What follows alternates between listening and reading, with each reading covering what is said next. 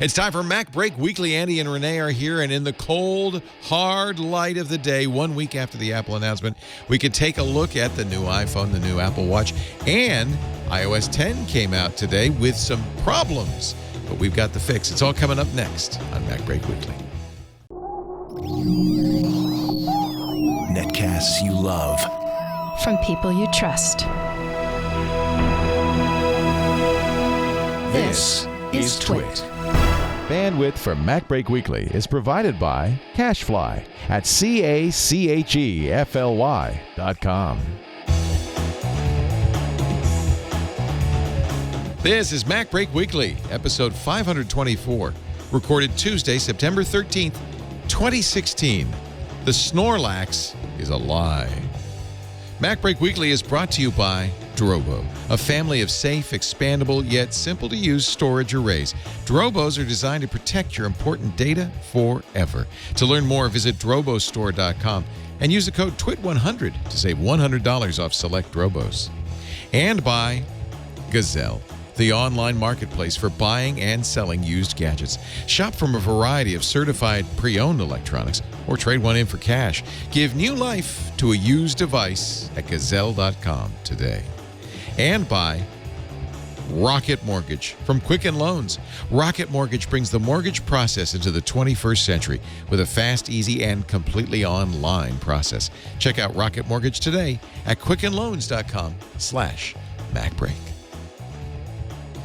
It's time for MacBreak Weekly, the show where we talk about the latest Apple news. There's been a bit of Apple news this week. Joining us now, Andy Ihnatko. He was here last week right before the...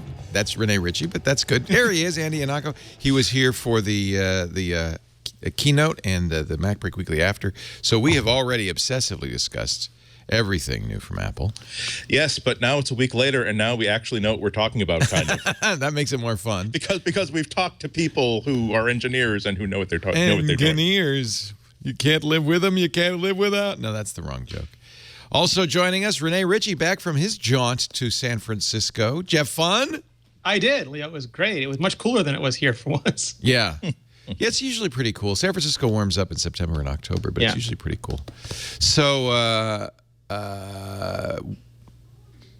which phone did you get? You got a review unit, I'm guessing, right? They did a lot of review units. The reviews came out today, I think. Today. I was surprised. Yeah.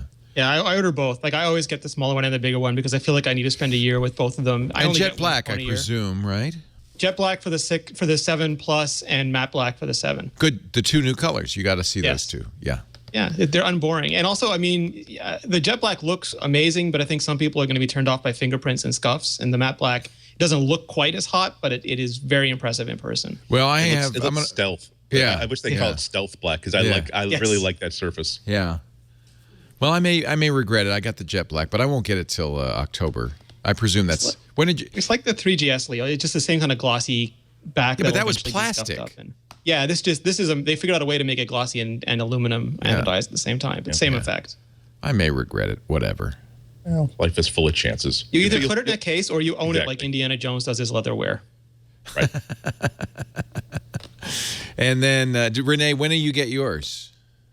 I can't comment on whether or not I have anything else, but I'm getting. Wait a minute, you're still embargoed? I thought everybody, all the Steve Kovacs review came out, Andrew Cunningham's. There are waves, Leo. Oh, that's even worse. So now they tell you, this is ridiculous. Wait a minute. They tell you, well, you can't tell me what they tell you. But I did order one, and the first one is arriving on Friday, and the second one's arriving a week. Let me talk to Andy momentarily. By the time I ordered the Plus, it was already pushed back a week. So I ordered the regular Andy, one first. Is it your sense? It's certainly mine that some journalists get to publish before others. Oh, that's always the sense, but that's not in the past, isn't it? In the past, hasn't always been everybody gets one. Okay, at midnight Tuesday you could publish your review. It's always very few people. Like the first wave of reviews is always a dozen people or so, and that's like the Grubers and Dalrymples and New York Times and Washington. I mean, I can understand the embargo but to then say, oh, and by the way, you get to publish first. That is appalling. That is just bad management. No, I think that's. How would you justify that?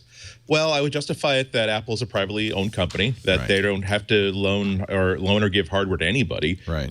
And so everybody who needs to do their job can do their job without any of Apple's help whatsoever. Which you and I choose to do. So. And it's the same with Apple. I get lots of help from Apple, and my review will be of a loaner because I can't simply buy an $800 phone just for my library. Right. But if I found out that Apple was not going to loan me hardware, I would buy. You would either buy hardware. Let's put it in context, though.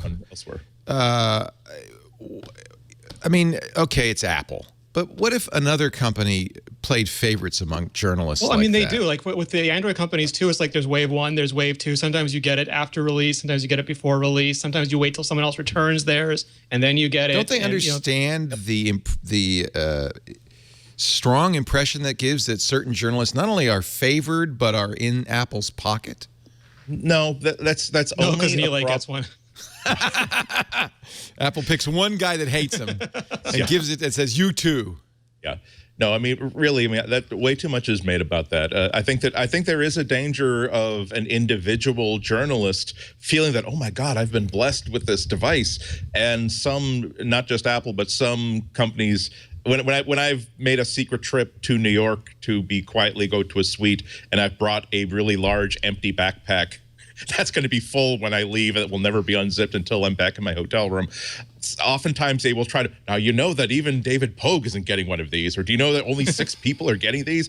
And if I'd only been doing this for a year, I'm like, oh my goodness, I'm special, and I certainly don't want to do anything to ruin this special arrangement. But I'm obviously quite old, so I'm like, oh, isn't that nice? Thank you very much. So really, this thing does get written about every once in a while, but I think that the responsibilities on the journalist to prove to the readers that, yes, that's nice, you're taking advantage of this because it's a way to get information in the hands of your readers before they've had a chance to order, which is when they're really looking for this information. As long as you're not making it clear that you're just, as long as you don't, what I'm always suspicious of is those reviews where 50% of it is how hush-hush this meeting was, and I was ushered into a special suite in the back of, very nice for you, Tralfaz. Just tell us about the camera. Did it take good pictures or not?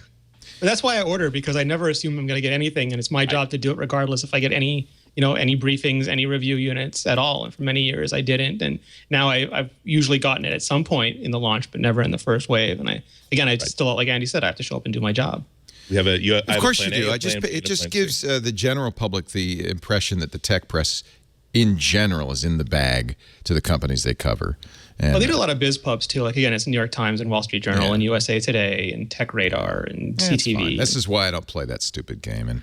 But it's just unfortunate because I feel like, in general trade press, people assume that auto magazines don't, they don't really, they're really objective about the stuff they cover. And increasingly we're thinking that Beltway journalism is highly colored by the amount of did you see that thread, Leo? There was this thread that got surfaced about auto bloggers complaining about the lack of gifts at some car's event. They couldn't believe that they didn't get thousands of dollars worth of swag for showing up and driving the supercar.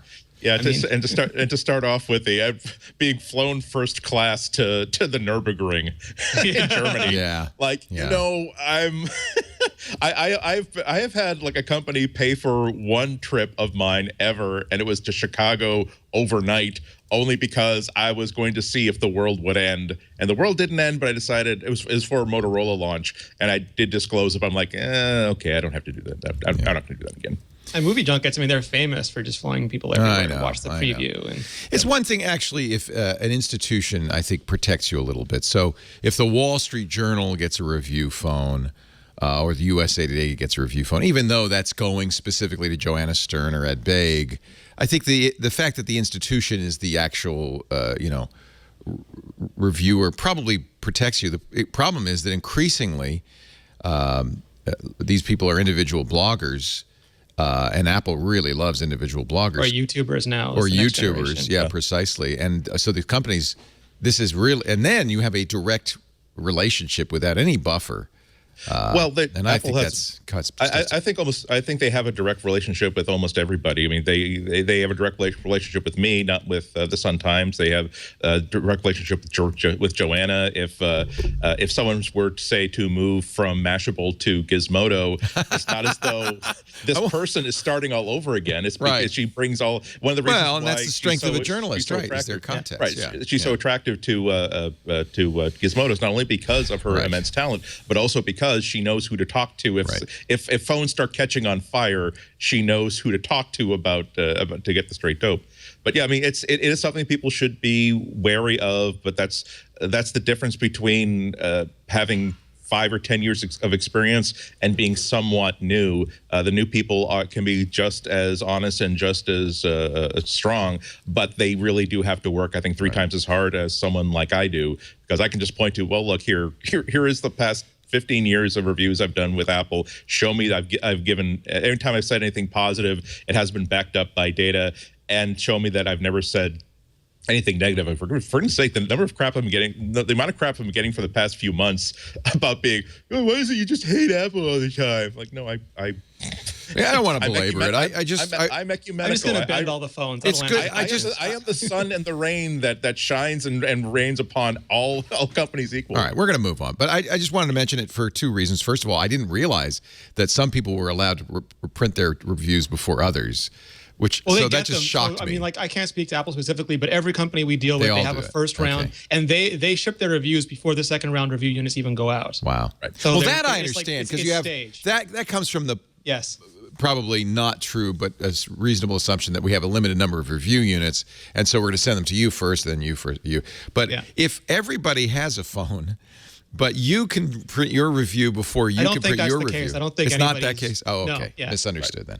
In any event, and I think it's also the reason I bring it up, because really, this is such inside baseball. I don't expect you to care, but you should know as a listener and a consumer of product reviews that this stuff happens, so you can make the judgment. Bill Nickinson had a great post about it, and he said, "Yeah, I get free phones, but I have to travel 3 days out of every week. I don't get to see my kids. Yeah. I have to pay for everything going there and back, and I would much rather just buy the phone if I had." Oh, believe me, I feel very fortunate that I don't have to deal with PR people in any way. And when they call or contact, I ignore them. And I'm happy to do so. And I don't find that sometimes it's nice to be able to talk to engineers. That's the thing I miss, is that to be able to talk to, not the PR people I don't miss, although many of them are quite lovely as individuals.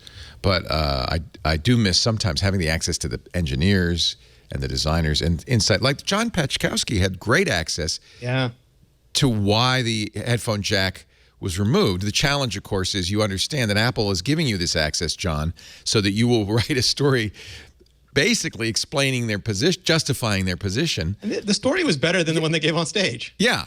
Well, and that's the irony of it. It wasn't, well, we've got courage. It was, well, here's the legitimate reasons. David Pogue also came on the Screensavers on Saturday. He also was briefed. And I'll buy the notion that the headphone jack takes up a lot of space. I think the counter argument is, well, why does for instance, Note 7 have a headphone jack and a pen and its smaller body with a bigger screen? I mean, it can't be. I mean, it's a difficult thing. That's why in a column that's been filed but hasn't been printed yet, basically I'm saying that the Apple has a perfectly 100% inarguable reason for removing the headphone jack, and that is that they are the makers of the iPhone. They are completely, they get to make any choice they want to make about it. And that really will suffice. When you start to complicate it by saying that, well, of course, removing it makes room for all these other things. Now, my follow-up question becomes, so you're saying that your engineers are not clever enough to figure out how to put in a haptic feedback device, or you're saying that it's physically impossible. I'm perfectly happy with the explanation that we don't want to put a headphone jack in. Our priorities are completely elsewhere, and we're sorry. We know it'll convince people, but this is the decision we want to make. Fine, you're done. You don't have to say anything else. And by the way, although we've all given Phil Schiller's line courage yep. a hard time, it comes from Steve Jobs directly. And this was an interview Steve gave at All Things D at the D conference some years ago.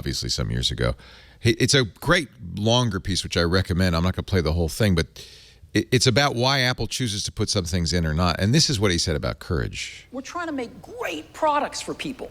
And so we have at least the courage of our convictions to say, we don't think this is part of what makes a great product. We're going to leave it out. Some people are going to not like that. They're going to call us names. It's not going to be in certain companies' vested interests that we do that, but we're going to take the heat because we want to make the best product in the world for customers. That's what Phil Schiller was thinking when he said courage. And maybe he should have had of our convictions. Yeah, it's unfortunately it's an imprecise word, and especially the week in which of 9/11 he was using. It was just bad timing. Courage of our convictions is different, and to be respected, and the willingness that Apple has to say, well, we might take a hit in the market because maybe consumers really want a headphone jack. Now, let's talk a little bit about it, because I always love having somebody who's actually touched these products and used these products. And Rene, you have. I'm not imputing that you might have a review unit somewhere in your back pocket, but you were at the demo room. Yes, sir. Okay, a couple of things come up for me. Thinking longer now about the AirPods. On the one hand, I'm excited about the hearable revolution, and I think that's really where Apple's headed with this. The idea that it's more than just headphones. I mean, even a beamforming microphone is pretty amazing. But the idea is these could be heart rate monitors, step counters, even VO2 monitors and blood pressure monitors, because they're in your ear, which is a really good place to put such a thing. And they can be, like Scarlett Johansson and her Siri, always available. And I think it's much better than a Google Glass or even a wristwatch in terms of a wearable. But that's not what we're getting with the AirPods yet. No. The AirPods are the wearable as the Apple One is to, a 5K iMac. I mean, this is the earliest days of all. Yeah, I mean, that's fair. I mean, usually there's the early adoption phase, and then it goes into the mainstream acceptance phase, and that's Apple One, Apple Two, the original iPhone, iPhone 3G, 3GS, iPad 1, iPad 2. And what Apple wanted to do here is sort of take away the pain from Bluetooth, because Bluetooth is a near magical technology that frustrates the bejesus out of all of us on almost a continual basis. I wanted it, because I have not been really using Bluetooth audio phones, so I went out and bought the now obsolete Beats 2 headphones, and I showed on yesterday and iOS Today, these things are impossible to pair. Once you pair them, they work fine, but then you pair it and it's unpaired again, and it's just Bluetooth's awful. So, and Apple started working around that with the new Mac accessories, because you would just plug them into Lightning and they would auto pair, and from then on they would just work. But that was sort of like the iPad pencil. Yeah, the pencil, absolutely the same thing. That's Bluetooth. And all this stuff is Bluetooth. So Bluetooth's a really established protocol, and Bluetooth Direct or Bluetooth low energy is sort of like a mix of two different radios that work really well together to do low power and high data, because one of the things you want to do is race to sleep. If it takes you a long time to transmit, then the battery's always on and you waste a lot of power. But none of that has to do with the coupling. What Apple wanted to solve was the interactive part. So it's really cool. You get this little case, and when you open up the case, it begins to pair, and then it takes over Control Center on your iPhone, and it gives you this beautiful little interface. And it can actually, if you pull one out, it shows you the one that you've pulled out. Pull the other one out, it shows you that one. When you put it in your ear, if music is playing, as soon as one ear pod is in your ear, it automatically shifts the audio and puts it into mono mode and feeds that into your one ear. When you put the other one in, it puts it into stereo and starts feeding both of your ears. So you can either wear them both and get stereo, or actually alternate one and the other and get really long battery life by doing mono. Oh, that's interesting. Mono switching. 5 hours each, right? Totally, and it's charging in the case while you're wearing it. You actually get infinite battery in a way, because it's just near infinite battery life. Yeah. And but what about the ear snot? I'm not really crazy about the ear snot. Yeah. Yeah, I mean, one of the things here is that they externalize the antenna still, because you're dealing with reception, and humans are these ugly bags of mostly water. Yeah. And if you ever that's not just a microphone, that's an antenna. I believe the entire array is in there. So you have the microphone, you have the antenna, and you have the surface area, which hopefully encourages the signal. We're used to Bluetooth headsets with a microphone. Some have little boom jobbers, and others have little boom mics there. But when you have it left hand, right ear, It looks like you're attempting some sort of strange earring arrangement. You turn them upside down, you look like an alien. And I really think that these are going to be a failure in the market. Of course, I'll be wrong because Apple fans will buy anything. But they are a niche product and an early adopter. I just think people are not going to want to rock around with ear snot. I really don't. One thing, like once you set it up with your iPhone, it immediately is set up with your Apple Watch too. So if your Apple Watch starts playing music, it just switches, and then it uses iCloud to set up your iPad and your I get the benefit of it. But that's supposed to happen with Bluetooth too. So we're gonna have to wait for until all these ship to actual consumers to see how well it actually works. I was reading a couple of different reviews this morning. Ars Technica's reviewer had problems getting it to. It was automatically switching between iOS devices. He had the Mac OS beta installed and was told it should be working with switching to Mac, but it didn't. So his only solution was to repair it, and then after he repaired it, it was working with the Mac, but now wouldn't work with one iOS device. Yeah, they didn't have a Mac there. They only showed it with iPhone, iPad, and Watch. Right, and anyone who has AirPods right now has pre-release hardware, so all this could change when we get there. But we have to realize that. A friend of mine who writes about science, every time someone tweets at her with this incredible science headline, her response is almost always the same: interesting if true. Yeah, so that's good. So there were a lot of really great announcements that, again, always with Apple's announcements. Interesting if true is exactly right, because you have to try it. The proof is in the pudding. So the idea of what I'm really interested in this new W chip they put into the devices themselves that make it compatible not just with basically it's Bluetooth, but then there's a secret sauce in the device itself, not in the host hardware, which means that if you do spend $160 on these AirPods, it's not as though you're throwing it away on something that could only work with Apple. It's just the super great Bluetooth, the super great auto pairing iCloud stuff only works with Apple devices. Well, and of course, we're going to have to wait because these aren't out till late next month. Right. Yeah. I'm surprised actually they're letting people have them and review them this early. It's such a compelling part of the overall story that they told for iPhone 7. I think they wanted them included. I think the real story is we don't want you to use a Lightning port any more than you want to use a Lightning port for your headphones. We want you to go wireless. That's an interim. I like the fact that they are.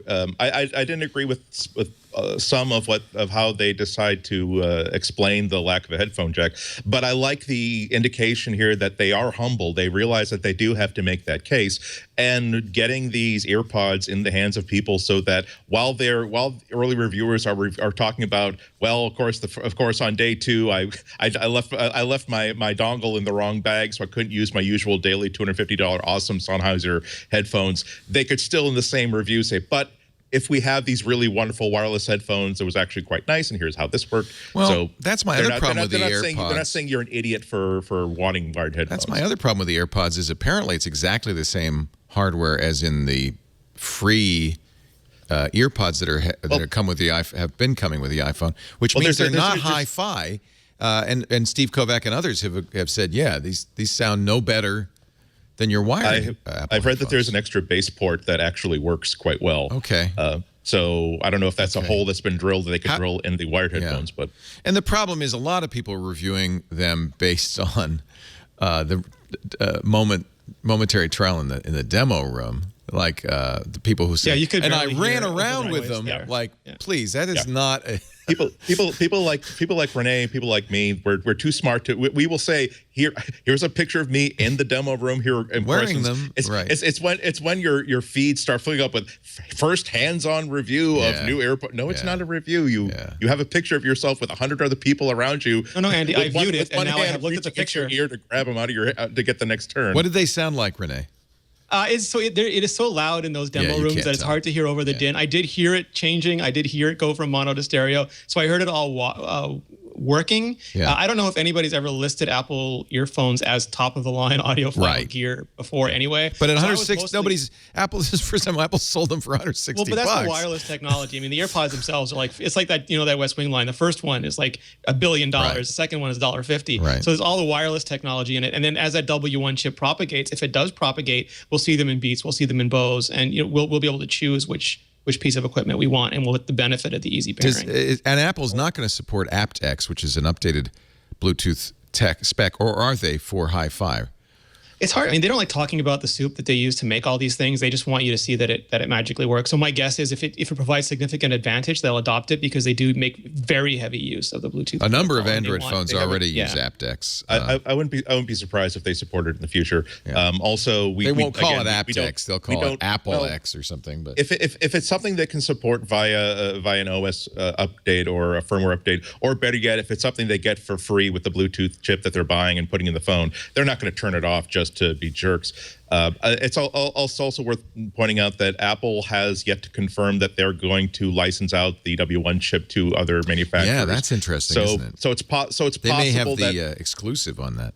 It's possible they're going to keep that as a secret sauce for Beats and for Apple logoed hardware, or it's possible that they're just being conservative in who they get to build it first, because it's no good to put it in, it's no good to put it in really cheap, awful plastic headphones that are crap. If they want to promote it as this is part of the enhanced audio experience, it's possible they're going to want to only let people like Bose have it, people like the $300 headset makers have it. It must be software, because Beatmaster in our chat room is saying macOS is supporting aptX now, so it must be a software-only modification or a higher bit rate. I guess you need aptX headphones or an aptX device to take advantage of it, but it sounds like the current Macs can do it, so that's interesting.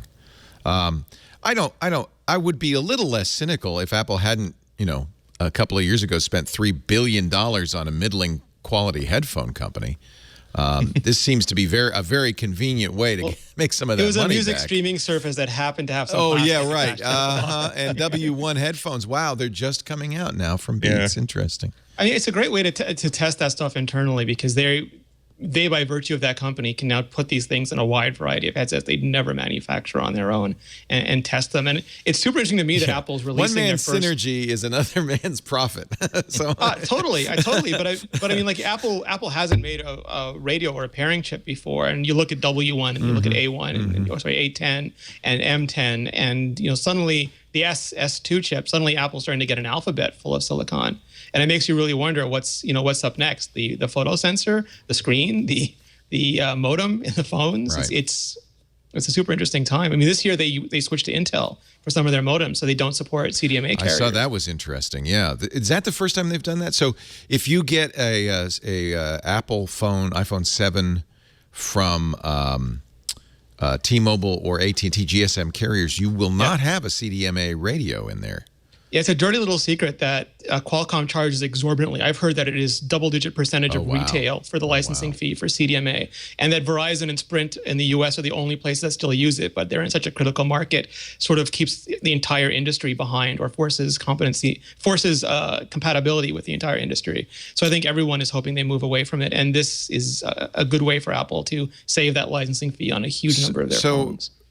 My traditional choice, and I did it this year for an unlocked iPhone, is to get it from T-Mobile, but that's probably a mistake this year. You should get it from Verizon, because then you'll get the CDMA radio and an unlocked LTE SIM slot. Yeah, if you think you'll ever use it on CDMA, and most of the world you never will. So, right, but so for U.S. users, where I think I'm sure of it. Even Verizon and Sprint are using LTE now for most of the time, and increasingly voice over LTE, which sort of liberates us all finally. Right. You kind of don't need CDMA, and that increasingly.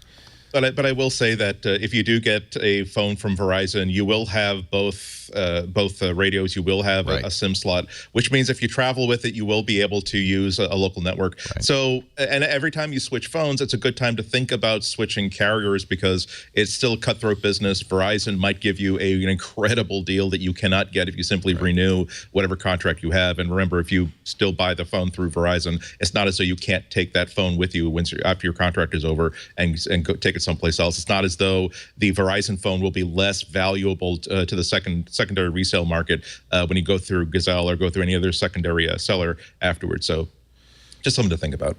One of our chatters, Web1702, is asking if, and maybe you guys know this, you'll be able to buy a truly unlocked SIM-free phone come this Friday. Not in the U.S. Traditionally, they haven't done them. They wait. Usually, they wait. Parts, yeah, it has to be one of the 4 carriers. But the T-Mobile phone is essentially that. Yes. minus a CDMA Verizon radio. is GSM unlocked. Although they don't like you to use it locally, and T-Mobile is effectively all of them are unlocked. But when you put in the SIM, they lock them to the carrier with the SIM. Oh, okay. So, for instance, I couldn't get the phone any phone on the 16th, and I need one so we can talk about it on the weekend and so forth. And I'd like to take it on my trip with me. So I ended up buying it through on Apple, but as an AT&T customer, and they very much verified that I was an AT&T customer. But are you saying that if I don't put a SIM in that AT&T phone, if I put a T-Mobile SIM in it right away, I'll be able to use it? That would be nice. I don't want to say that with confidence because I have not personally tried nobody it. knows. I mean, people That's were the problem. desperate after the event to figure out all these things. Yeah. And the T-Mobile one, as you said, the T-Mobile one is almost always SIM unlocked, and the Verizon one is GSM unlocked. I'm going to get the Jet Black, but it won't come till after I get back from my trip. It comes October 4th. Boy, and I'm glad I ordered it. I got on it right as soon as it opened, and Jet Black was already sold out. Do you think I bought the matte one first, and then I went to buy the Jet Black one, and it was November. Back a week or 2 weeks. Yeah. Do you think they had any Jet Blacks for Friday? Yes. They had some, but it was it's a very hard process. I forget what they said, but it takes an exhort like 18 hours or something to make. So there are coding fewer on of each them one. because it's just not hard only to make. not only that, but you also have to think about what the reject rate is. That it's not just the amount of time it takes to build one, but now how many do they have to build to get the one that they put in the box? And of course, the new colors are always the ones in greatest demand because everybody wants to show off that they have the new iPhone. I ordered the new colors because I want to be able to say to you, "Oh, it's scratched or not," or this is what it looks like.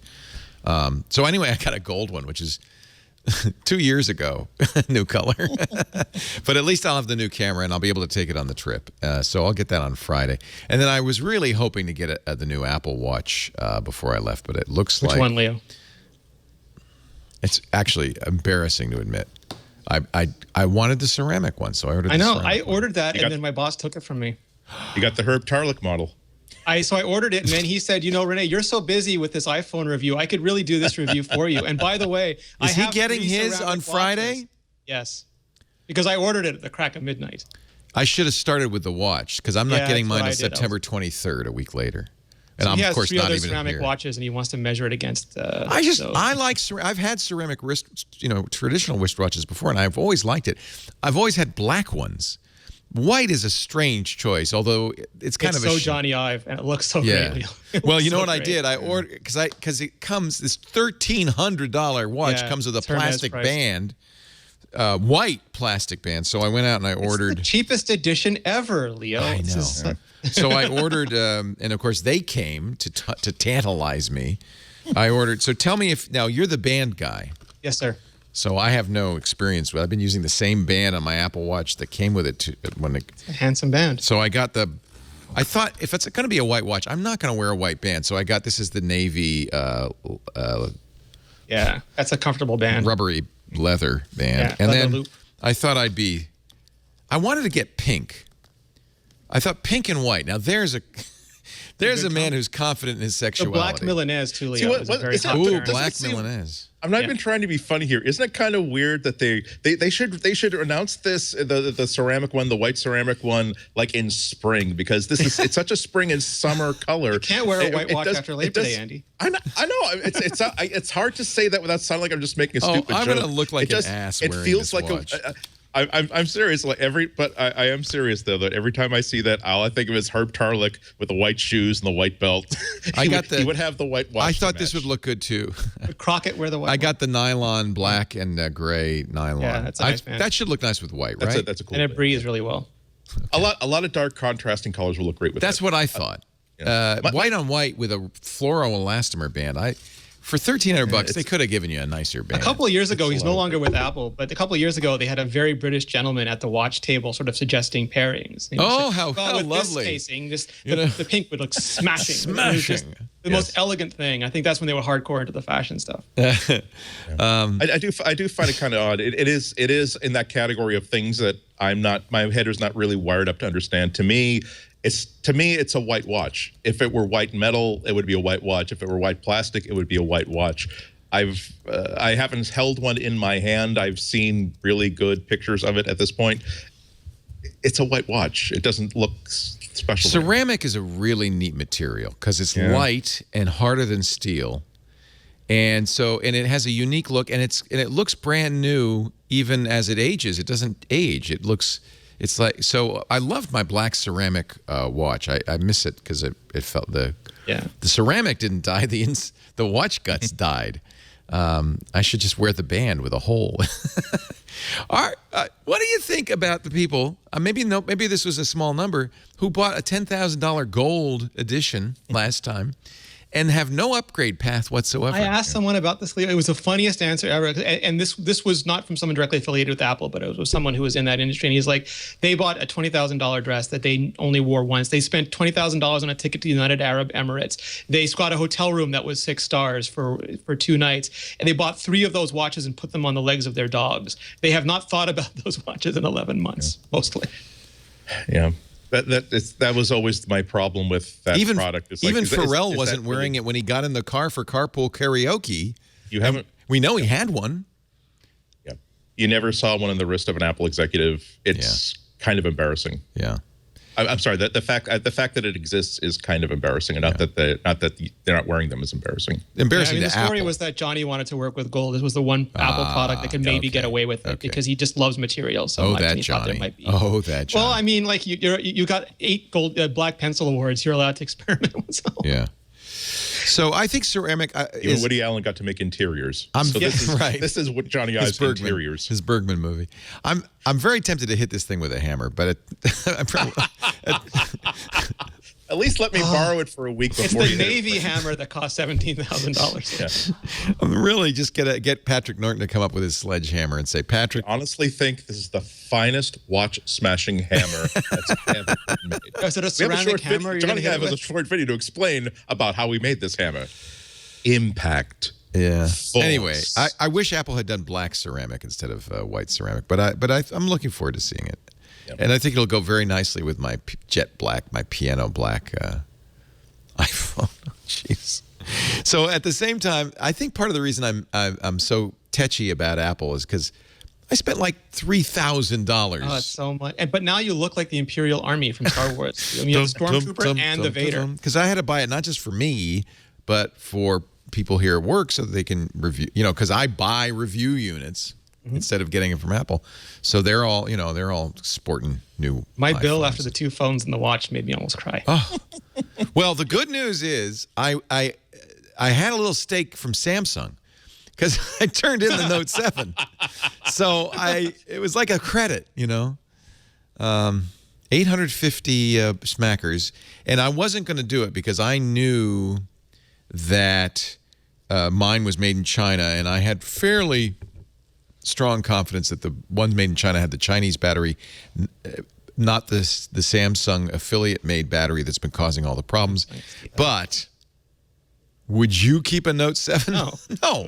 Why? Especially since the airlines are now saying if you have a Note 7, do not put it in your checked luggage, do not turn it on, and do not charge it on the plane. So I'm about to go on some really long flights, and then I'll have to charge it on the boat, and I don't want to be the guy who burned the boat to the There was a police bulletin saying it's not just Samsung. Don't sleep with any phone. Don't put any phone on there. Like, that's. I mean, the truth. Somebody. repair jobs. I think at this point, by the way, take with a grain of salt any story you read about a Galaxy phone blowing up in somebody's hand, because at this point, or in their Jeep or whatever. Because at this point, I think people are going to start saying, "Oh yeah, it blew up on me." No, but it's like a Kleenex room. If a phone combusts, it's going to be people are going to just assume it's that one. Yeah. Well, that's a real issue, though. I think Samsung should get some flack for making it a voluntary recall as opposed to doing it through the government. Well, they're working with the CPSC. They say that there will be a compulsory recall. Are they working with them? Yes. Is it an official government recall at this point? Yeah, not yet. It's going to be. Okay. It takes a while to get that going, I guess. The difference between the voluntary and doing it through the government is that it now makes it illegal to sell any of this stock, and that's very, very important. Samsung is also apparently pushing out an update that keeps you from charging your phone past 60%.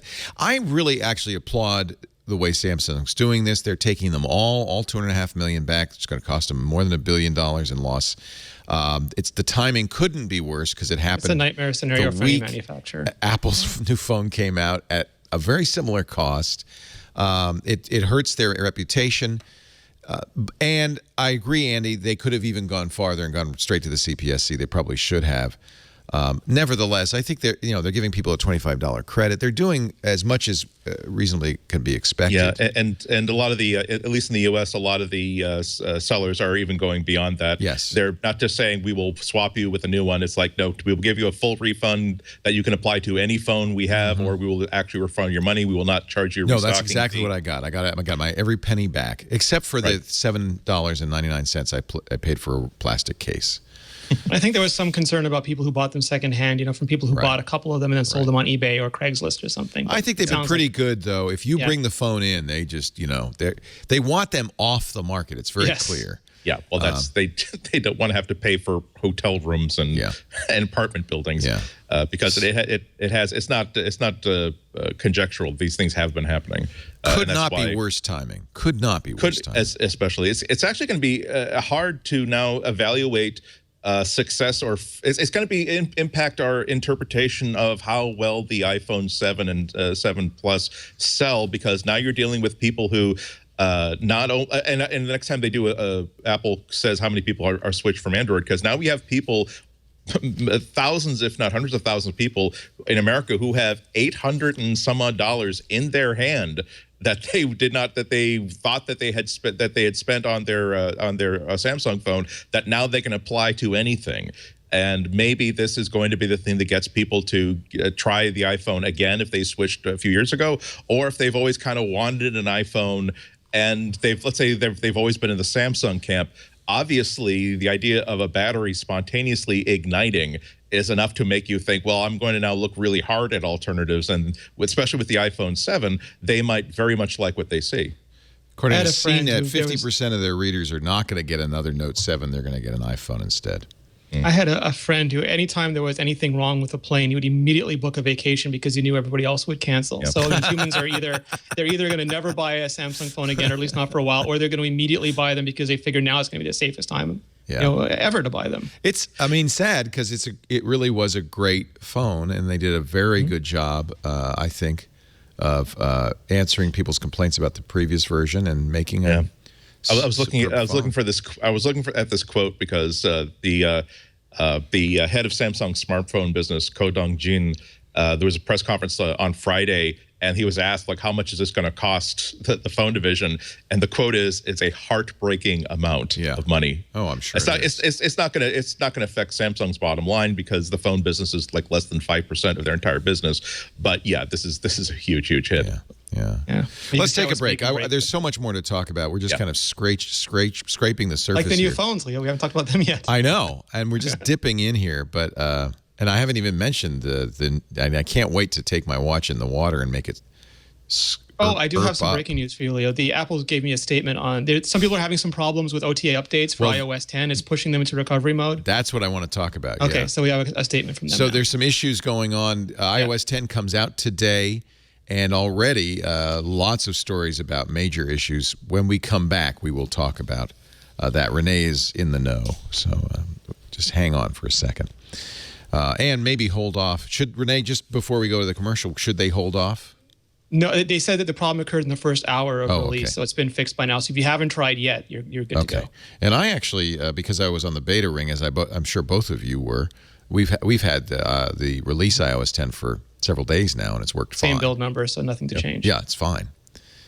Anyway, our show today brought to you by Drobo. Oh, I am loving. So I have a Drobo Mini, and I loaded it up with. The Drobo Mini is so cool because it's very lightweight and portable. The idea is photographers might take it with them. All the Drobos do kind of this great thing, which is they hold multiple discs. The Mini can hold 4 different discs. I have 4 SSDs in there. 3 terabyte, 3 terabyte, 2 terabyte, 2 terabyte. So 10 terabytes. And it does this kind of, they call it Beyond RAID, where it makes one massive disk with redundancy. Any one drive can fail. You pop it out, put a new one in, hot swap without even turning the machine off, and it'll rebuild. And so I've got data integrity, and having all that storage is so awesome. It's my data drive now.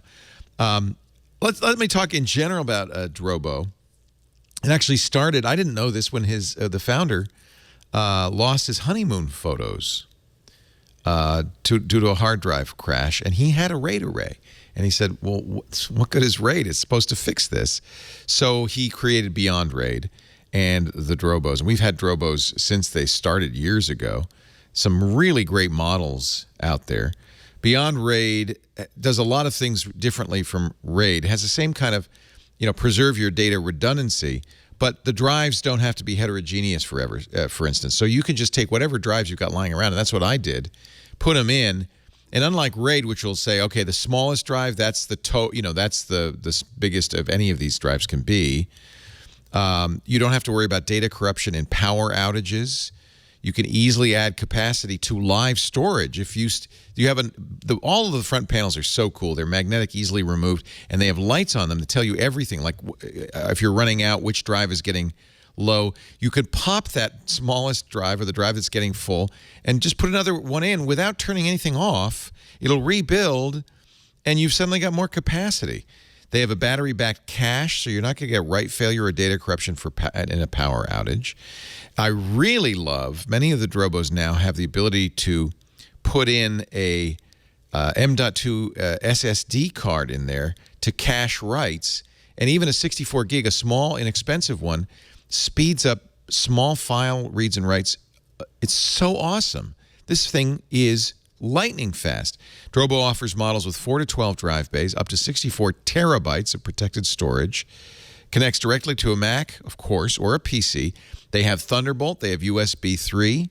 They have network attached. So I also have a 5N, which is a fully Ethernet network-attached storage system. They also make the 810N if you really want to go crazy. That's the 5 has 5 drive bays. Of course, the 810 has an uncountable number. I think it's 8. Just to see all those lights going across, is a ton of them. Like any a great system, you can extend it with Drobo apps. They're free and installed from the dashboard. The Drobo dashboard's awesome. If you're getting a new iPhone 7, maybe you're getting the 256 gig model. Maybe you're going to shoot 4K video. The Drobo Pix app works with your phone to automatically back up your photos and videos, and get this, in full uncompressed quality. Once you get on your home Wi-Fi, of course I have iCloud photo storage. But I also want a second copy, 3 copies of everything, right? And I love it that my Drobo, just when I get in the house, boom, it's backing up to the Drobo. I had a terabyte external drive on my 5K iMac, and I had to do a lot of, hygiene, like, I can't put my home music collection on it, or, stuff like that. And now, because I have the Drobo on my hard drive as my main drive, I just completed a project. It took me about a week and a half of downloading every Audible book I've ever purchased. So I have a local copy. So, because I can go back and listen to a book. And I was thinking for this trip, I might want to, put some of the classics on my new 256 gig iPhone. Drobo. Go to the Drobo store and find out more. In fact, you could save $100 off their purchase of select Drobo models, including the Drobo 5N, the one I'm just put in my network drive. At drobostore.com, use the code TWIT100, TWIT 100 for $100 off your purchase of select models. And we thank Drobo not only for their support, and they've been an advertiser for a long time, but also for really making the best products out there. Drobo's one product I never have trouble spending my money on, because it's like so critical to everything. Yeah.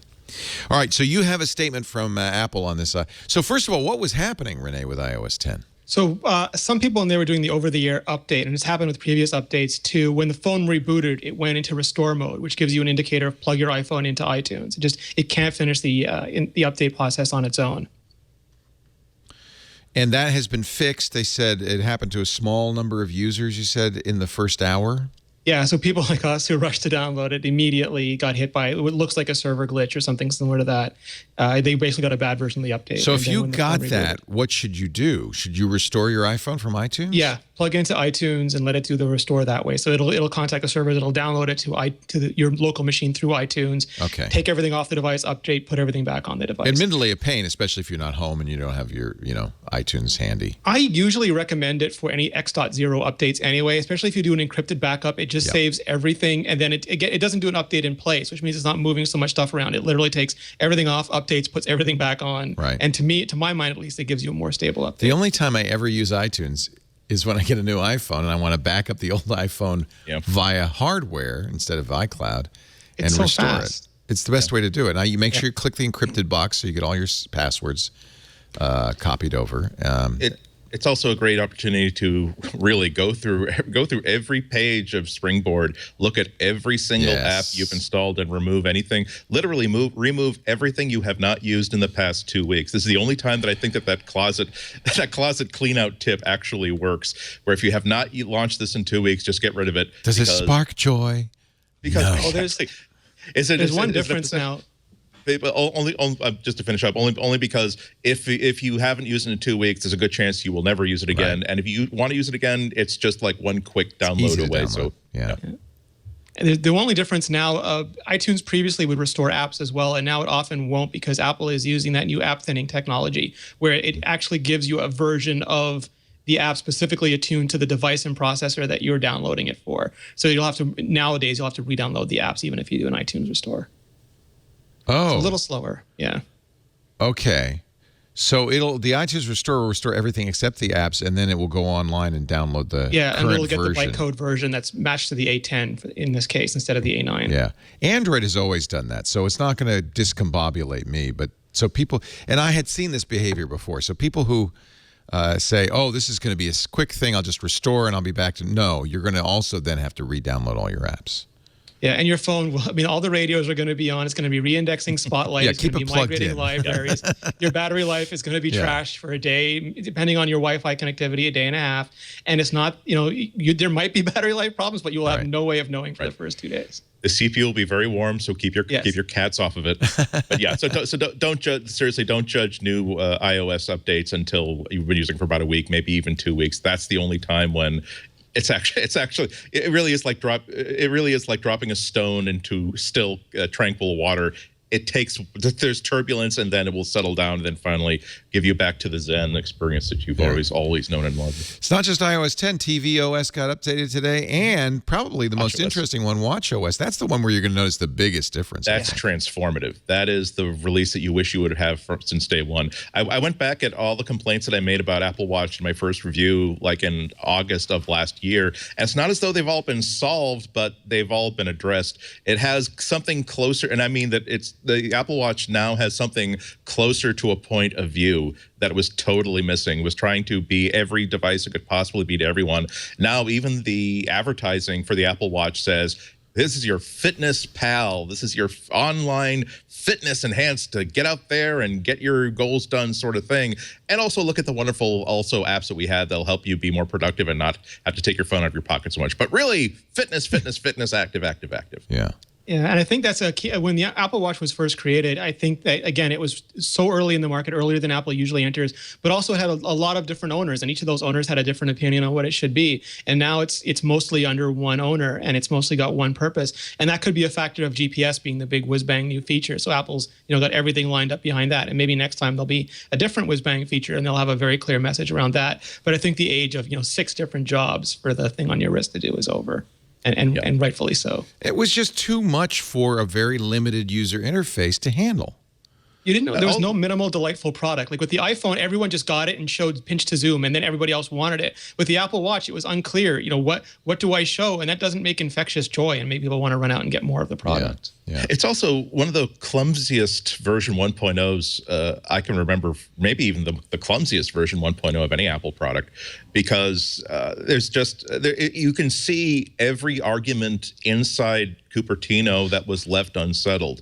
It was, well, are people going to instinctively want to go for the digital crown, or are they going to instinctively want to scroll on the screen? We don't know. We'll let them do either. Well, okay. Are people going to be interacting with apps, or are they going to be interacting with glimpses? We don't know, so we'll just throw everything in there.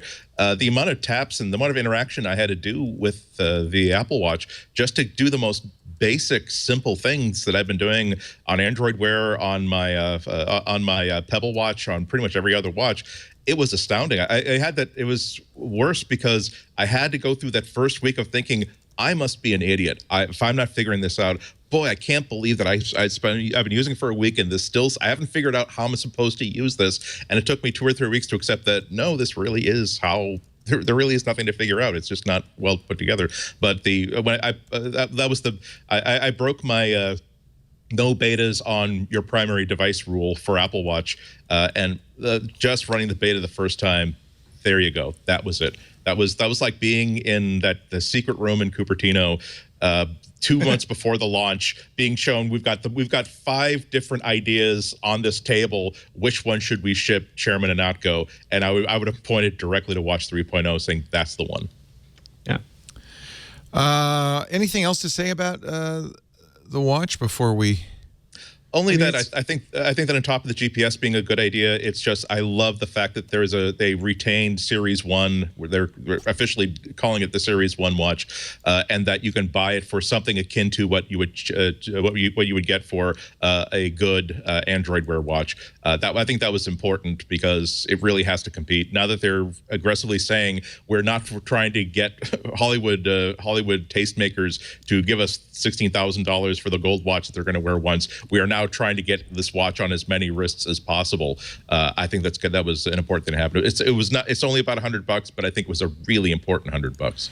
They didn't demonstrate the squirting technique. I want to know if that can be weaponized. Like Sergey and I were talking, could we just wait and then time it for a war, press the button, and then suddenly it starts spraying each other? The one thing I was really happy about too is they didn't just keep Series 0 around. They actually updated the processor. It's got a two-core S1 chip now, the S1P as the slide called it, and that means you're going to get the speed advancements of WatchOS 3. Could you tell if you saw when you looked at it, when you played with it? I presume you played with a new watch, or did you? I did. They didn't have, as far as I could tell, they didn't have Series 1 there. They just had Series 2, but Series 2 was very fast. Yeah.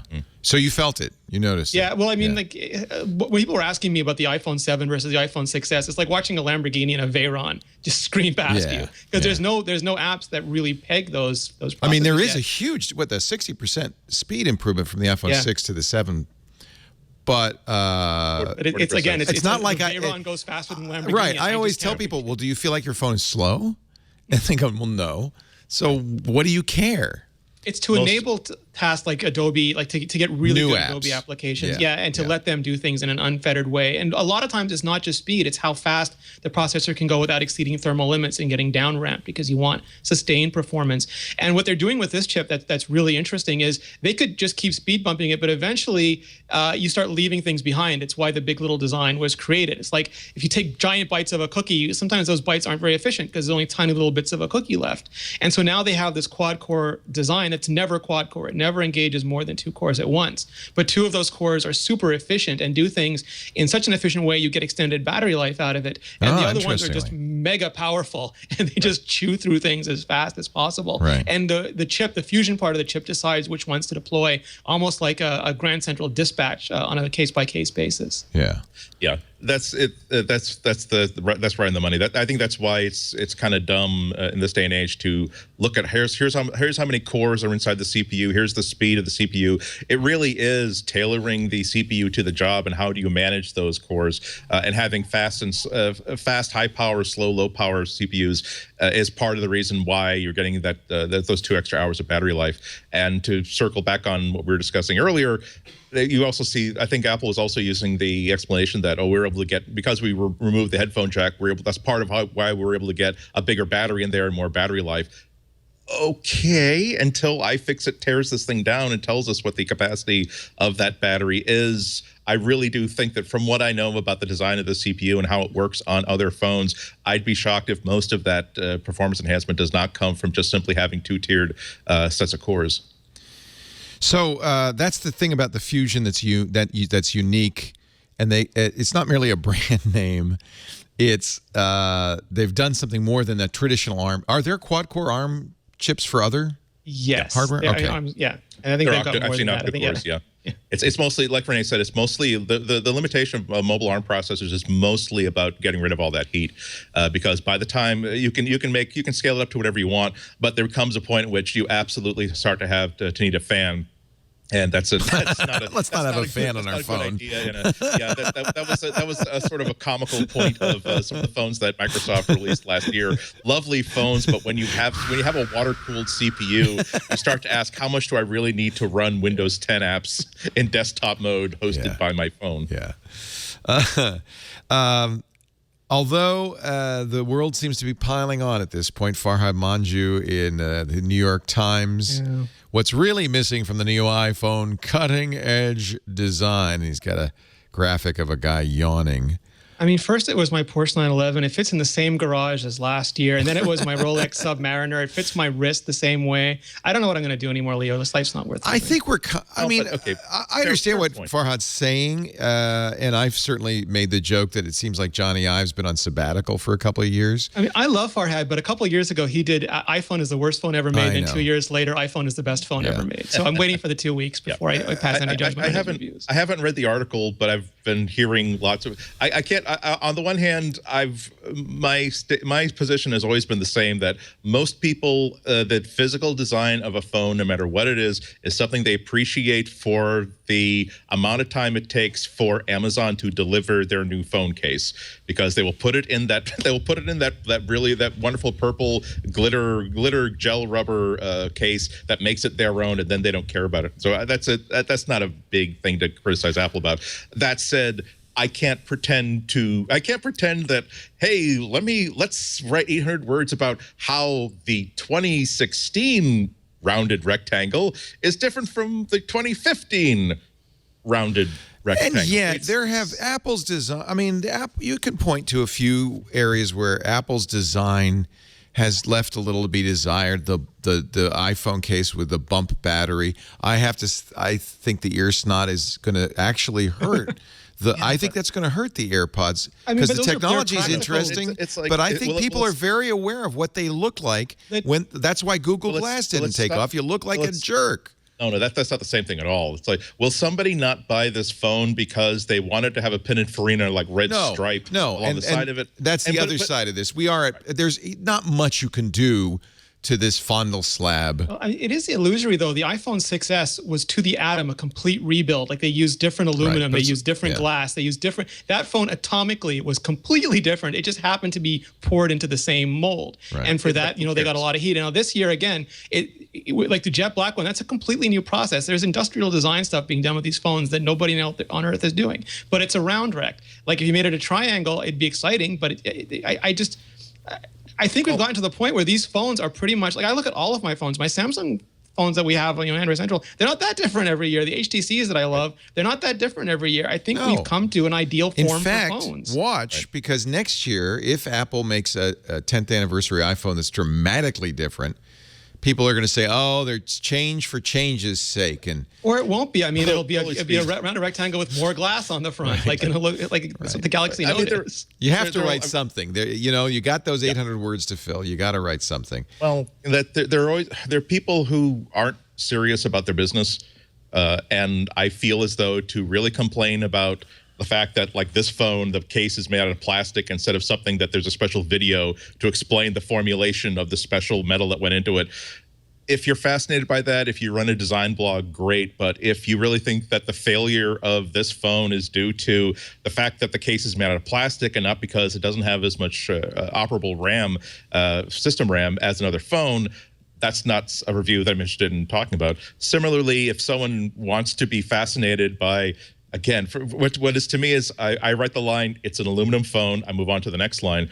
I'm not fascinated by it's a special kind of magic aluminum that reduced weight by 1/10 of a gram and allows the case to be micro thinner. Apple is, and I am, frankly. I think one of the things that's most interesting about Apple in these events has become the material science that they've started to use. Who really cares? But it doesn't affect the functionality or the utility.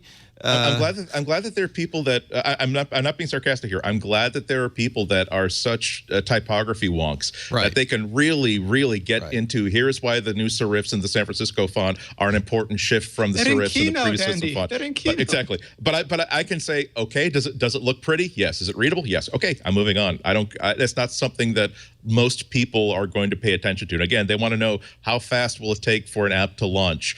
When I want to take a picture, will that thing that's happening that I want to take a picture of be over with by the time I can actually have a live shutter button going? It's just Walt Mossberg, Apple, the king of tech, taste, and daring, takes a breather. There is this pile-on going on of people, and I'm not sure they're far wrong. Farhad brings up You know, the Apple TV remote, which I think everybody will agree that's a functional problem. That's embarrassing. Is a bad functional problem. But part of it is I don't think Apple anymore is the same Apple of years back where they could take a category and completely turn it on its ear. I think this is a problem every company faces. When you start making a lot of money, you become wildly successful, there's increasing disincentive to rock the boat. You only rock the boat if you stay hungry and stay foolish, in Steve Jobs' phrase that he stole from Stuart Brand. He acknowledged it. Great artist. Great artist. Great artist. No, he acknowledged it. He always said it was Stuart Brand that said it. It's the back of the Whole Earth catalog. But it's hard to stay hungry and foolish if you're the most successful company in the history of companies. That's inevitable. And no one would expect you to do differently. If you're fat and happy, why should you be saying, we've got to take this industry and set it on its ear? It just doesn't happen. I'll counterpoint to that by saying the Mac Pro, which that you talk about needing courage. That was a courageous thing to do because it was not the device that the people who are saving up for a new Mac Pro wanted. It's not a shape we've seen in a high-performance machine ever. The move to not just 4K but 5K displays, not something that any consumer had said. The consumers saying, please let us have this new Intel CPU that my friends have had in their games for a year now. But they say, no, let's give you a 5K display, basically making it the most wonderful one-screen editing suite for photos and video ever. So I think I think that they've lost their excitement for new shapes. Obviously, you can see that the fact that they went for a high gloss black finish, which is really hard to do, a white ceramic watch, which is really hard to do. They're more fascinated by pushing the envelope and how can we manufacture this in bulk instead of making this as a limited luxury item where we can afford to throw out 100 of these. Let's make this a mass culture device with this piano black finish, even though we know that it's not going to look as good as it left the factory until the moment that it actually hits air or anything like that. So they do stuff. This is why I kind of wish that Apple still had that Apple catalog they had. Remember from the 90s where they had an Apple brand logoed sailboard and Apple branded jackets? Because I'm glad they're not doing that. I would like to see that if someone inside that design studio has a really great idea for a pen, I would love for me to be able to go into an Apple store and for $50, not for $1,000, here is a really awesomely designed pen that we designed because we just had this really interesting design idea and we decided to go ahead and make it. What else is there to say about toaster? Apple toaster. What else is there to say about the phone? Have we said everything? About the camera is turning out to be super interesting, partly because of it. We all know that it has a normal, what you might call a normal lens that's built that you'd find in any iPhone or any other phone, and it has it's close to a 50 millimeter, like a 2x optical lens next to it. The primary lens is interesting because they've gone down to f1.8, and I test so many phones, and some of them are designed to be, they really bend over backwards to do exceptional things to try to make better pictures. But the one thing that is a slam dunk is if you give the phone a wider aperture, that means that it just simply, without doing anything funny with image processing or image sensor, you are just letting more light in every time you trip the shutter, which means that you have to go to those noisy higher ISOs less often, and it always means better pictures in every single situation. So that's probably the nicest thing that they've added to the camera. The interesting thing is that the telephoto lens is f2.8, so it's not quite as slower. It's as light hungry. So when I get my samples and I start playing with them, I'll be interested to see if, for instance, you might get better photos if you take a photo with the normal lens that can let in all that extra light and then simply magnify it a little bit, rather than use the optical zoom lens, but have that wider, less light hungry aperture.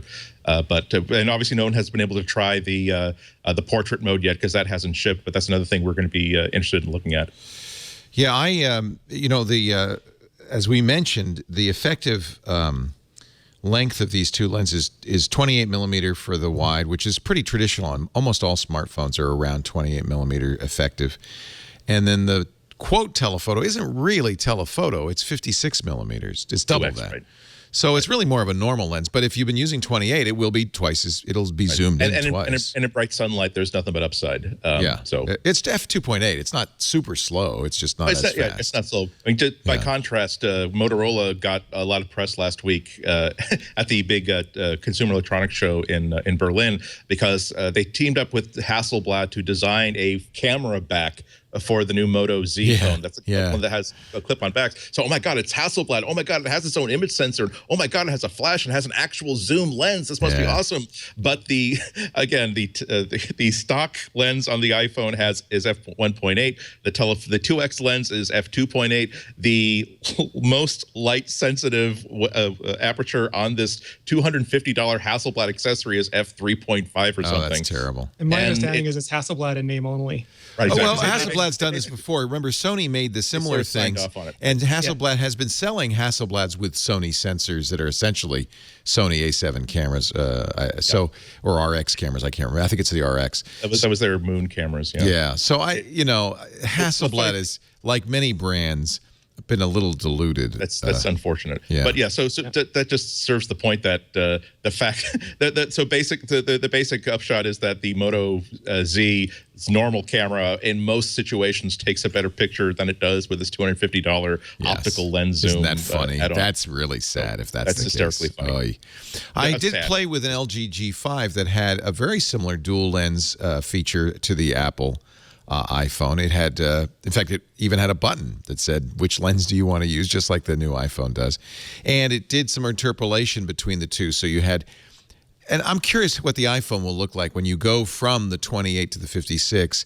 It's not exactly digital zoom. You're getting data, I think, from both cameras, or maybe, that's what I want to know is, are you just using one camera and zooming to a point and then using... I believe it's a fusion. So that would be interesting. In Apple's camera app, it's the same thing like with manual controls. Apple has them in iOS, but you never see them in their camera app. So you can use individual cameras in third-party apps, but in Apple's app, it does a fusion of both. Okay. And then it lets you transition between them. That should look better than a digital zoom, right? And also RAW. Like it doesn't shoot, it shoots in JPEG in the camera app, but if you use a third-party app, you can shoot in RAW. RAW DNG, which is great. Yeah. RAW is a huge plus too. I'm very excited about that. I'm curious. I'm going to get my camera briefing. I'm going to need like an extra 45 minutes just for the camera stuff. But I'm most excited about the dual camera setup because it means that not just the features that they're delivering today, but the idea of having two separate lenses, two separate image sensors, the way that Apple has practically from day one with their camera system done synthetic photos of just, you have no idea what it's doing behind the scenes, how many exposures it's taking, how many pictures it's taking, and then melding to solve problems that it sees in the picture that you took. Now it has this extra tool to try to figure out if it's confused about whether something in the background is actually dark shadow or whether it's actually just a dark colored bush, to be able to have two cameras voting on that to decide what should go in there. The idea of what they could enhance the camera app with just by adding software and just by getting at the data. I can't even imagine what they would do, what third-party apps would do if they ever got access to the separate sensors independently. It really is an exciting move. From Andrew Cunningham's review on Ars Technica. This is the 28 millimeter lens, and this is the 56 millimeter lens. So it's not, it's not like a really long telephoto. But you're zooming in a little bit. And by the way, the images, these are from other iPhones. The images do look pretty good compared to other phones. I mean, at this point, we're really slicing pretty fine hairs here. I think all the top of the line phones do a pretty decent job. Rene, did you play with, well, of course you did, the home button? Yes. Tell us about that. Now, according to Andrew, there are 3 levels of haptic. Well, you can choose. So it's almost identical to 3D Touch, not surprisingly, because it's the same technology. So it looks physically the same. So if you have somebody who's short of vision or blind, they'll still be able to feel it because the ring is still there, and that ring is what detects the capacitance and turns on the sensor. So once your finger touches that, you depress it, and then it feels like 3D Touch on an iPhone 6S. It goes And you can go into settings, home screen, and you can choose the level. And you can choose light, medium, or heavy, the same as you could for 3D Touch on the home screen. And you pick which one feels feels best for you. I like somewhere between medium and heavy. I think in the beginning, some people might default to heavy just because they really want to be sure they're pressing that thing. But I think most people will end up on medium. And then you press it down and you get this regular sort of 3D touch style feedback. But of course, that's all proprioceptive illusion. And because it can be controlled through the Taptic engine and developers have access, they can sort of create different things. And Apple was demonstrating, for example, when you press in iMessage, it feels different than when you press, for an alarm or something. And that just gives you a little bit of a sensory cue as to what you're doing. And a couple people have mentioned this already, but another apparently big reason for this is that a lot of people, especially in Asian countries, have decided that the home button is not reliable and to lower the resale value of their phone. So they eschew it and they use assistive touch from the accessibility settings because they don't want any mechanical failure. And this removes completely the mechanical failure point. So hopefully it'll restore the glory of the home button to everybody. I'm thinking, because I'm used to Android phones that don't have except for the Samsung, don't have a mechanical home button. I'm thinking I might turn off the haptic home button haptic entirely because, I mean, really, you just press it, right? And then it goes home. It's not 3D touch like there's different levels of pressing. It's either not pressed or pressed, No, I mean, conceivably they could do that at some point, but for now, it's just a simple press, no press. Yeah.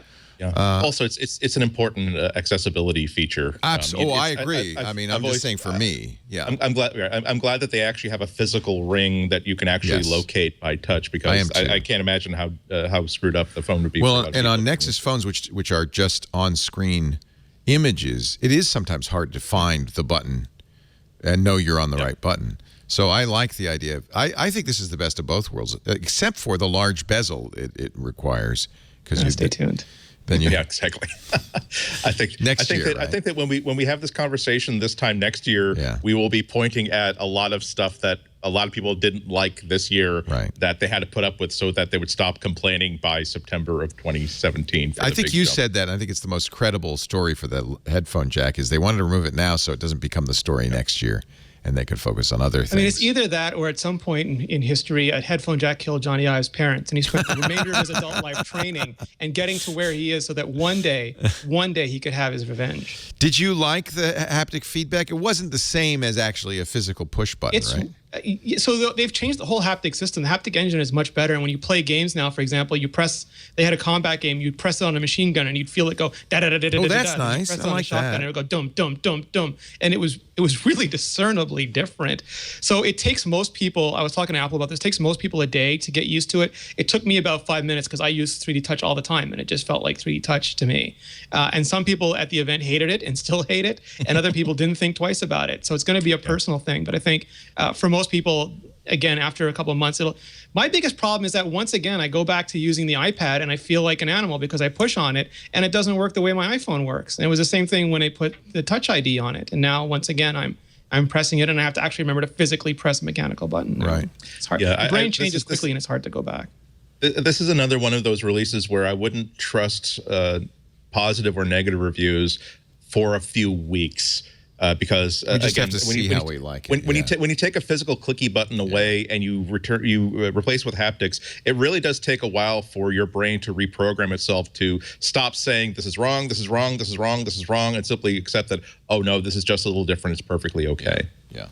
I'm also weird in that you put me in one of those, you put me on a Mac keyboard or an iPad keyboard, and in 5 minutes I'm totally happy. It's like I've forgotten any other keyboard existed. So my brain is still not getting used to the MacBook.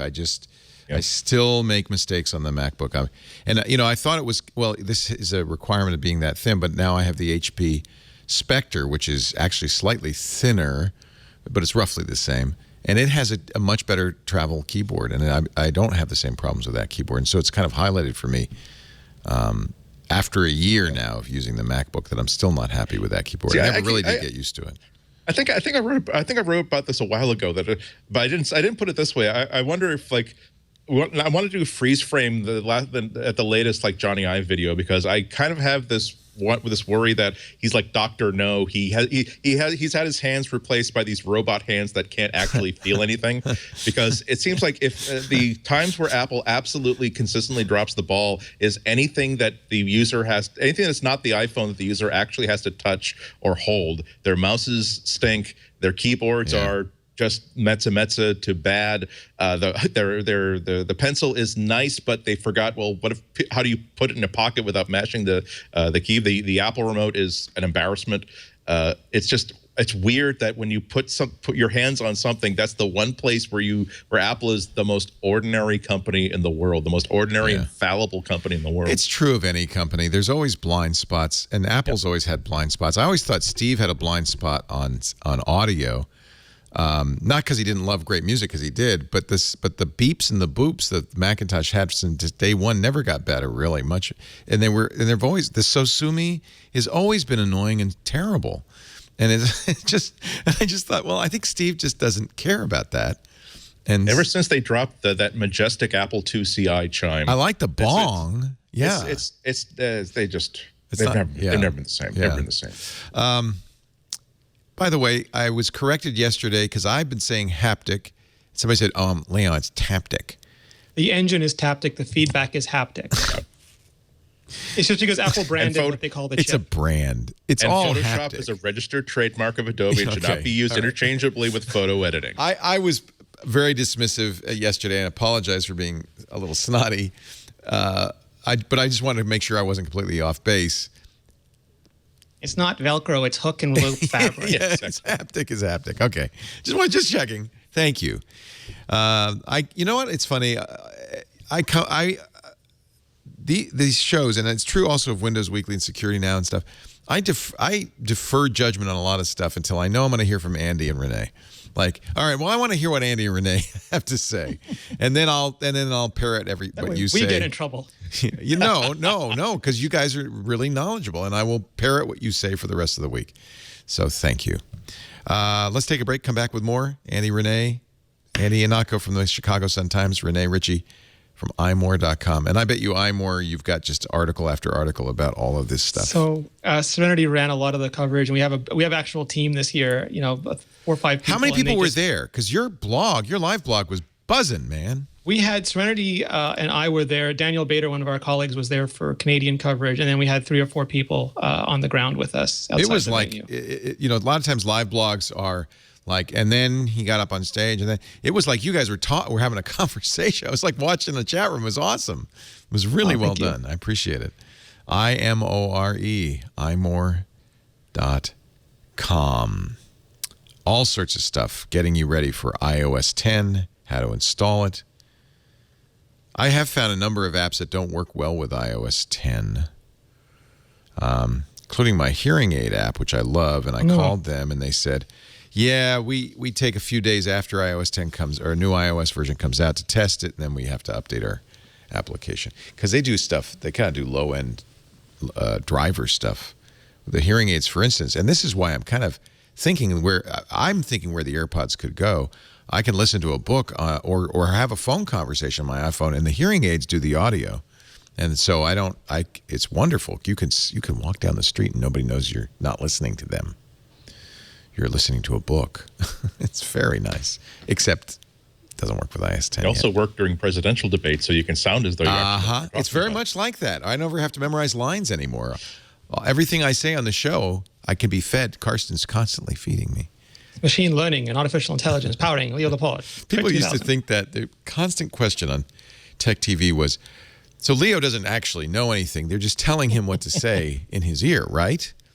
Bill Gates is on one phone, Steve Jobs on the other, and they're feeding him all the answers. Wait a minute, let me check. Be sure to call them undocumented Americans and not scum and parasites. Don't say that, you idiot. Scott McNeely is breaking in against Tim Klein. The voices in my head. Our show today brought to you by Gazelle. Whenever there's a new iPhone, it's a time to go to Gazelle.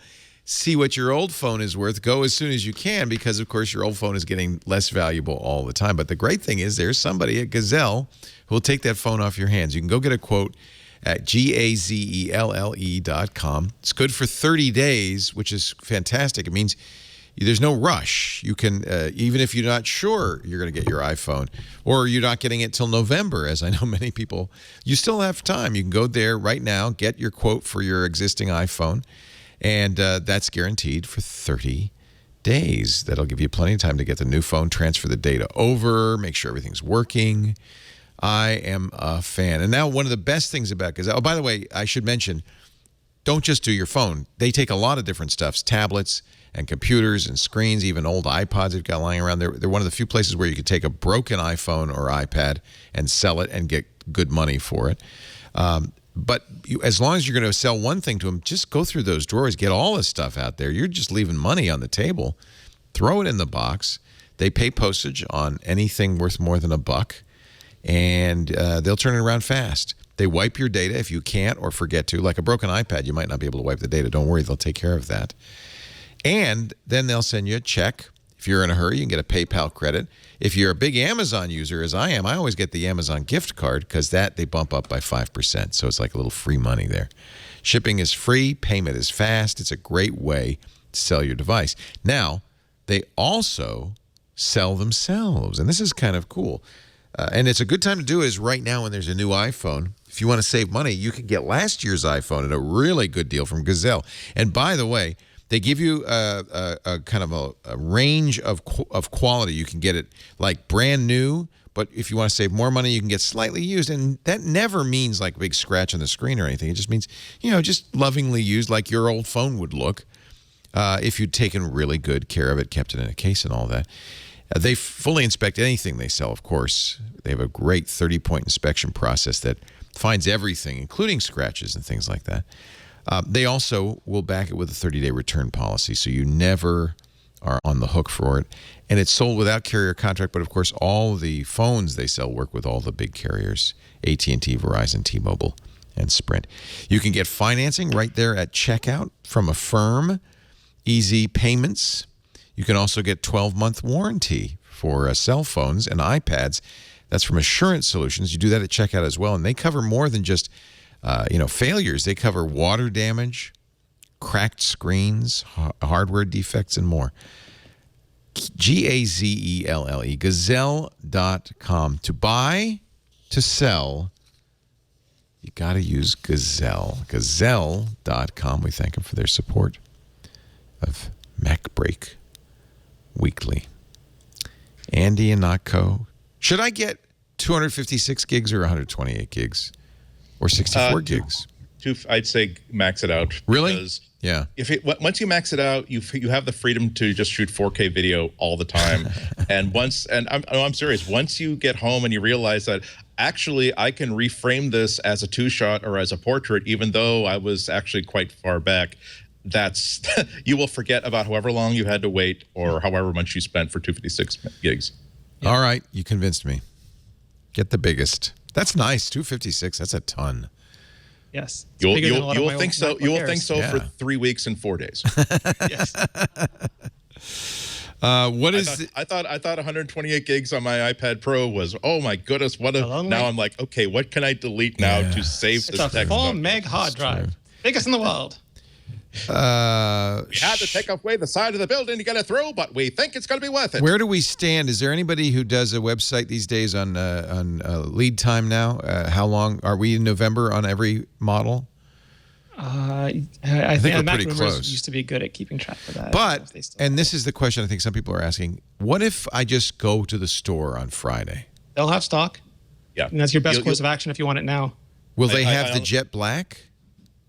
Depends on market. Usually the big markets will have a few of them. Really? Yeah. I would say that my usual thing is that if you didn't wake up until 3:01 a.m. on first order day, if you pick a store in a strip mall, not a landmark store, not with one with glass that's been in an Apple keynote about how beautiful this thing is. I'm talking about go to the East Dog Leg of the mangiest dog airport run Santa Rosa strip mall. Yeah.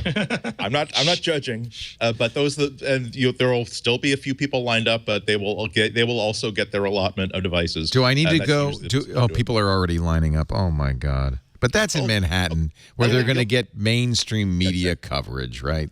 And most of those people are being paid to. They're publicity whores. Should I wait in line, or should I just walk in tomorrow? Megan was saying she walked in last year at like 11. She said because the stores are getting continual shipments. Yeah. Everything's a That's gamble. I mean, absolutely there could be 2 at launch, and then you didn't get it, and there could be 3 more that come in at 2 o'clock. Now, she did this. She went in just in case and then canceled her order.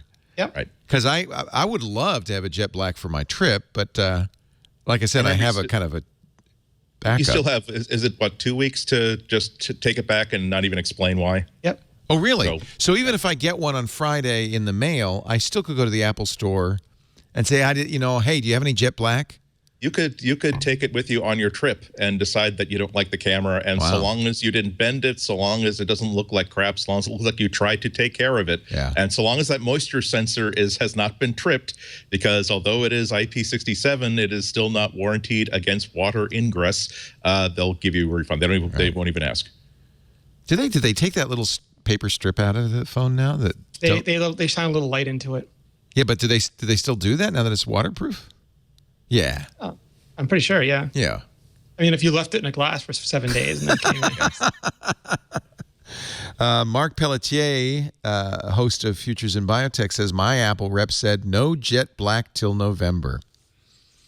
You never know. Every previous year, they've had at least 1 or 2. Like, I think at my store, they had 2 rose gold last year, and then they got a few more in, and every day from then on. Well, as I said, I'm getting it on October 4th. I'm being a little greedy here. I'm getting it on October 4th. You're a special case because you are leaving on a trip, right? In which and people like to take good pictures on trips, and by all indications, this is a much better camera. Well, but my usual advice is try to understand the reasons why you feel as though you have to have it on the first day and solve that problem within yourself. It's okay. Apple will continue to make more. This is not like those limited edition posters of Empire Strikes Back where you have to be standing by Twitter at the exact second they go on sale and then they will be gone forever 1 minute later. Apple will make more than 17. I'm very, very sure. Yeah, and in a month it all evens out, doesn't it? Yeah. Also remember that as delighted as you will be with this device, no matter what it is, for the first 2 weeks, 2 months later it will just be your phone. It'll just be the thing where as you're patting yourself down with your hand on the front, damn it, forgot my damn phone. Hang on. It'll just By be. the time you have your new phone. MacBook Pro, it'll just be your normal phone again. Hey, when am I getting my new MacBook Pro, by the way? October. Damn. That's what I really need. Jet black MacBook Pro. Those are think? going to be really cool. I don't think they have that much jet black. Yeah. Honestly, if it really is that you have a limited amount of money and you need a new notebook and a new phone at some time in the next year, I'd be putting the money in the next MacBook. Yeah, what I've been telling people is if you have last year's iPhone, if you have a 6S, you can wait another year for this 7S or whatever, or the 10th anniversary phone. If you have a 6 or earlier, you'd probably benefit considerably from getting the new phone. It's almost always that way, isn't it? Yeah, I'm generally quite skeptical of people who feel a need to upgrade after a year, unless you've signed up for that plan where you're entitled to a new phone by swapping it in because you just pay a flat amount of money every month for your phone. Really, especially an Apple phone, it will last you at least 2 years. 3 years is when... If you don't, you really need to point at specific hardware features. Like if you don't have Apple Pay, oh my goodness, is your life about to get better once you get a phone with Apple Pay? Right. If you don't have 3D weirdness with the bands. Like last year they added band 7, which a lot of people really wanted, and this year they've added, I forget which band, 24 or something, which could really help your reception if you're in an area where a lot of your LTE is on that band. Yeah. But otherwise, yeah, like Andy said. But my universal, if I start selling T-shirts, one of them is going to have to be any new thing you buy should either create an opportunity or solve a problem. If it doesn't do either or both of those things, you probably don't need to buy it. It makes your phone look like Darth Vader. It makes your phone look like Darth Vader. Would you It's so glossy that if you get attacked by one of those criminals, you just sort of hold it up and blind them. It'll be so glossy, like blind. Here's a video from a musical review of iOS 10 from Serenity Chrome. Screen raised away, slide to unlock is going away. Slide to the left and you get the camera. Slide to the right and you get the widgets. Swipe from the bottom, control center new. Swipe some more, control the muse. Set notifications of 3D touch. So is every feature in here? The main features are. It's a Jonathan Mann song, which means it's going to be in my head for the next month. All right, I am but an imperfect vessel to contain the perfection of the universe, and therefore I have to admit that I wish I were as clever as she is. I wish I had as much energy as she does to. Damn that woman. Jonathan Mann, Micah Sargent. I was watching that video this morning, and Yeah. damn her. That was It's I'm not going to play the whole thing because I want everybody to watch it on YouTube or imore.com. imore.com/iOS-10.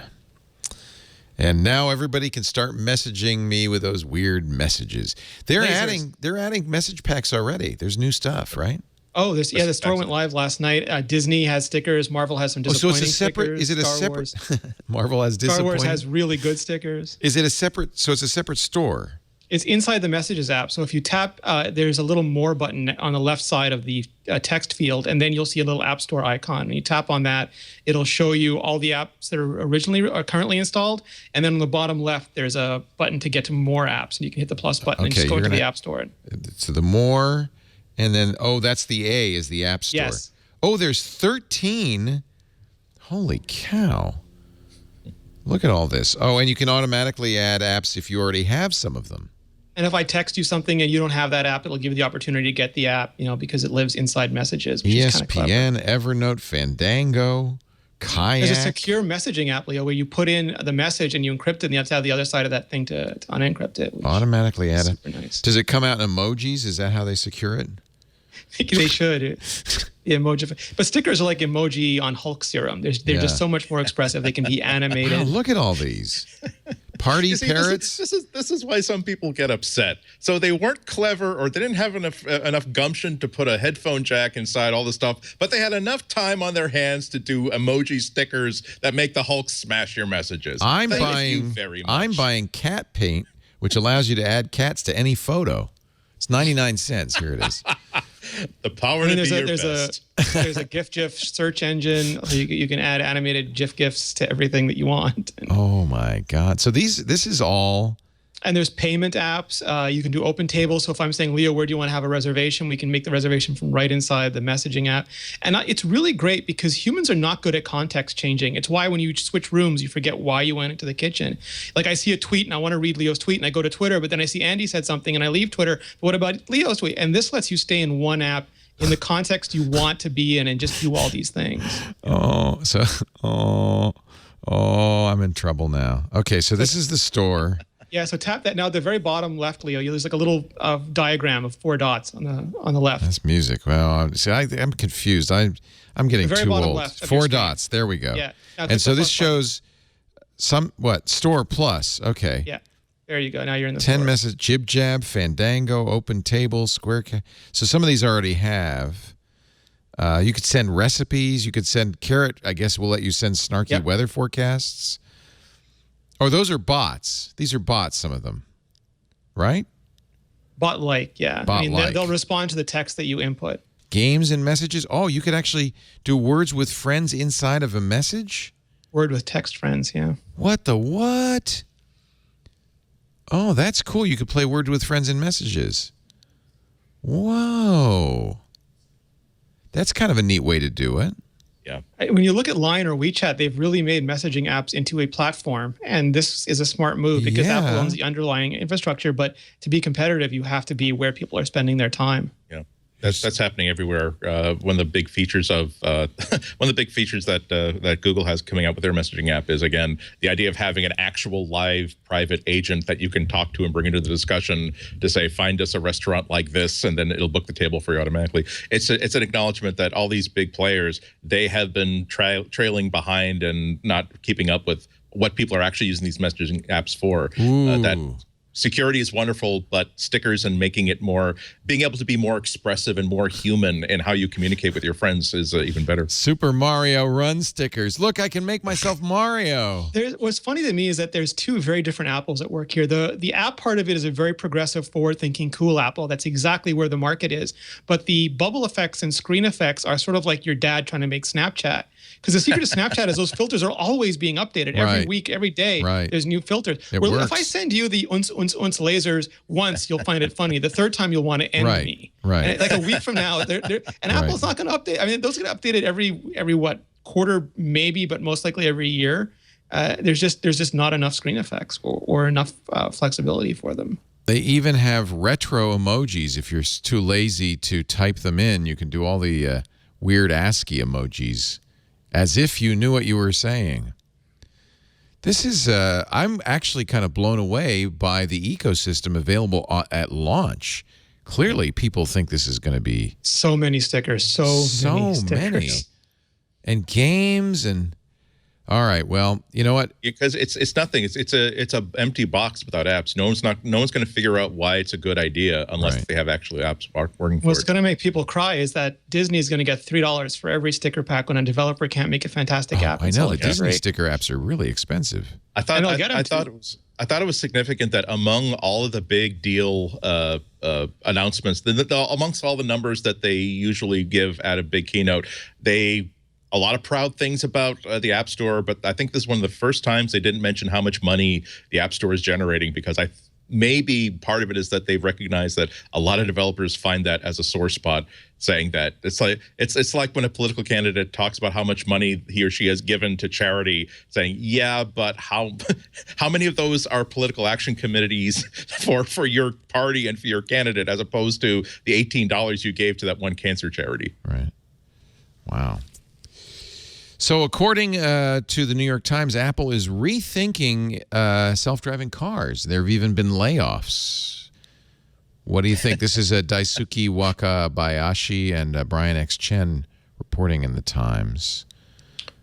It's hard. It's so hard because this is a secret project that everybody is talking about. Right. And it's one of those things where Apple, when they say that there's 1,000 no's for every yes, they absolutely mean it. There are so many people who have seen Apple television sets, and yet that is not a product that exists. And in order to make a car, it is a huge, huge experiment, and you course correct during those experiments.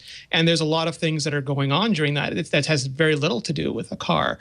And it sounds like Apple has refocused this project, and it's hard to tell whether that is a refinement of vision or an abandonment of future potential. But, that's sort of, you have to trust Apple executives to do that. But it's sort of like if we had the system we had now back when Apple was making the iPhone, it would be Project Purple, Apple is working on tablet, Apple adjusts course, abandons tablet, goes into phone, Linux phone falters, Tony Fadell on the outs. Now, Mac OS phone is proceeding forward. And we would have seen all this sort of sausage being made in exactly the same way. So, I feel really badly for everyone involved in it, but this is how Apple makes products. I do feel doubly bad for it because Apple has never confirmed this project, but you can see the flow of high energy, highly successful, high operating people from hugely successful careers at huge companies in the auto industry into Apple and working on a program that Apple is not even acknowledging exists. So it's possible, and this is just conjecture, but just to state an example, it's possible that the pitch that Apple gave them that made them leave a senior position at an automaker was that we want to make an electric car that absolutely solves transportation problems, that everybody will want to have this. It'll be a hybrid between a bicycle and a 50-mile device, and we're going to change the world with it. And that's the project they signed on for. But now they're thinking that maybe we should start to create fleet solutions, or maybe we should even start to create power plants for trucks, or maybe we just want to create system software that allows cars to talk to each other no matter how makes them. And now it's a software program and not a car program. And now this person left 30 years at this company, and now he is simply a consultant in the Bay Area who knows something about cars. And this is nothing unique. Google also had supposedly a few months ago a major shakeup of their car division, whatever it is, with a lot of people leaving, a lot of people being moved around. There are a lot of no matter how big these companies are, they don't know yet where that opportunity is, only that it's somewhere involved in moving people from A to B. And so the difference is that I guess Apple can get complaints about this. It's the difference between how Google does things and how Apple does things. At least Google will have 2 years of here's what we're doing with cars, and here's a demonstration of our self-driving car, and here's the second iteration of our self-driving car. And whoops, now we have news reports that are for the first time a self-driving car was responsible for an accident on an open public road. I often think about it as the difference between NASA's race to the moon and the Soviet Union's race to the moon, where NASA, every time they blew up an Atlas rocket, It was on television. There was film because it was a live event. Whereas the Soviet Union lost their ticket to the moon with 2 immense titanic explosions that were just awesome in terms of the biblical definition of it, not in terms of being wonderful, but inspiring fear and awe.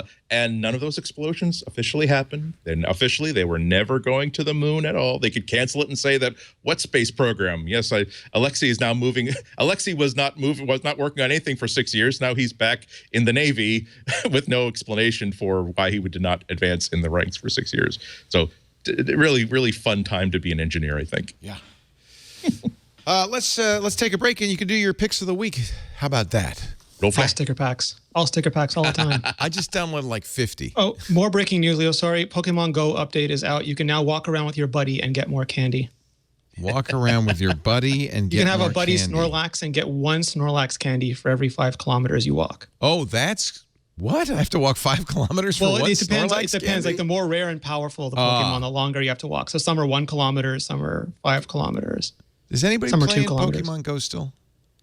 So the worst part of the keynote that Apple did is when the founders of Pokemon Go, Niantic, came up on stage and they said, imagine like in an event like this, a Snorlax suddenly appears. Yeah, I thought that and was every funny. reporter, every analyst next to me raced for their phones. Did they To really? see if it might be real. And then like next to me, Oh this my gosh. famous analyst goes, it's a lie. The Snorlax is a lie.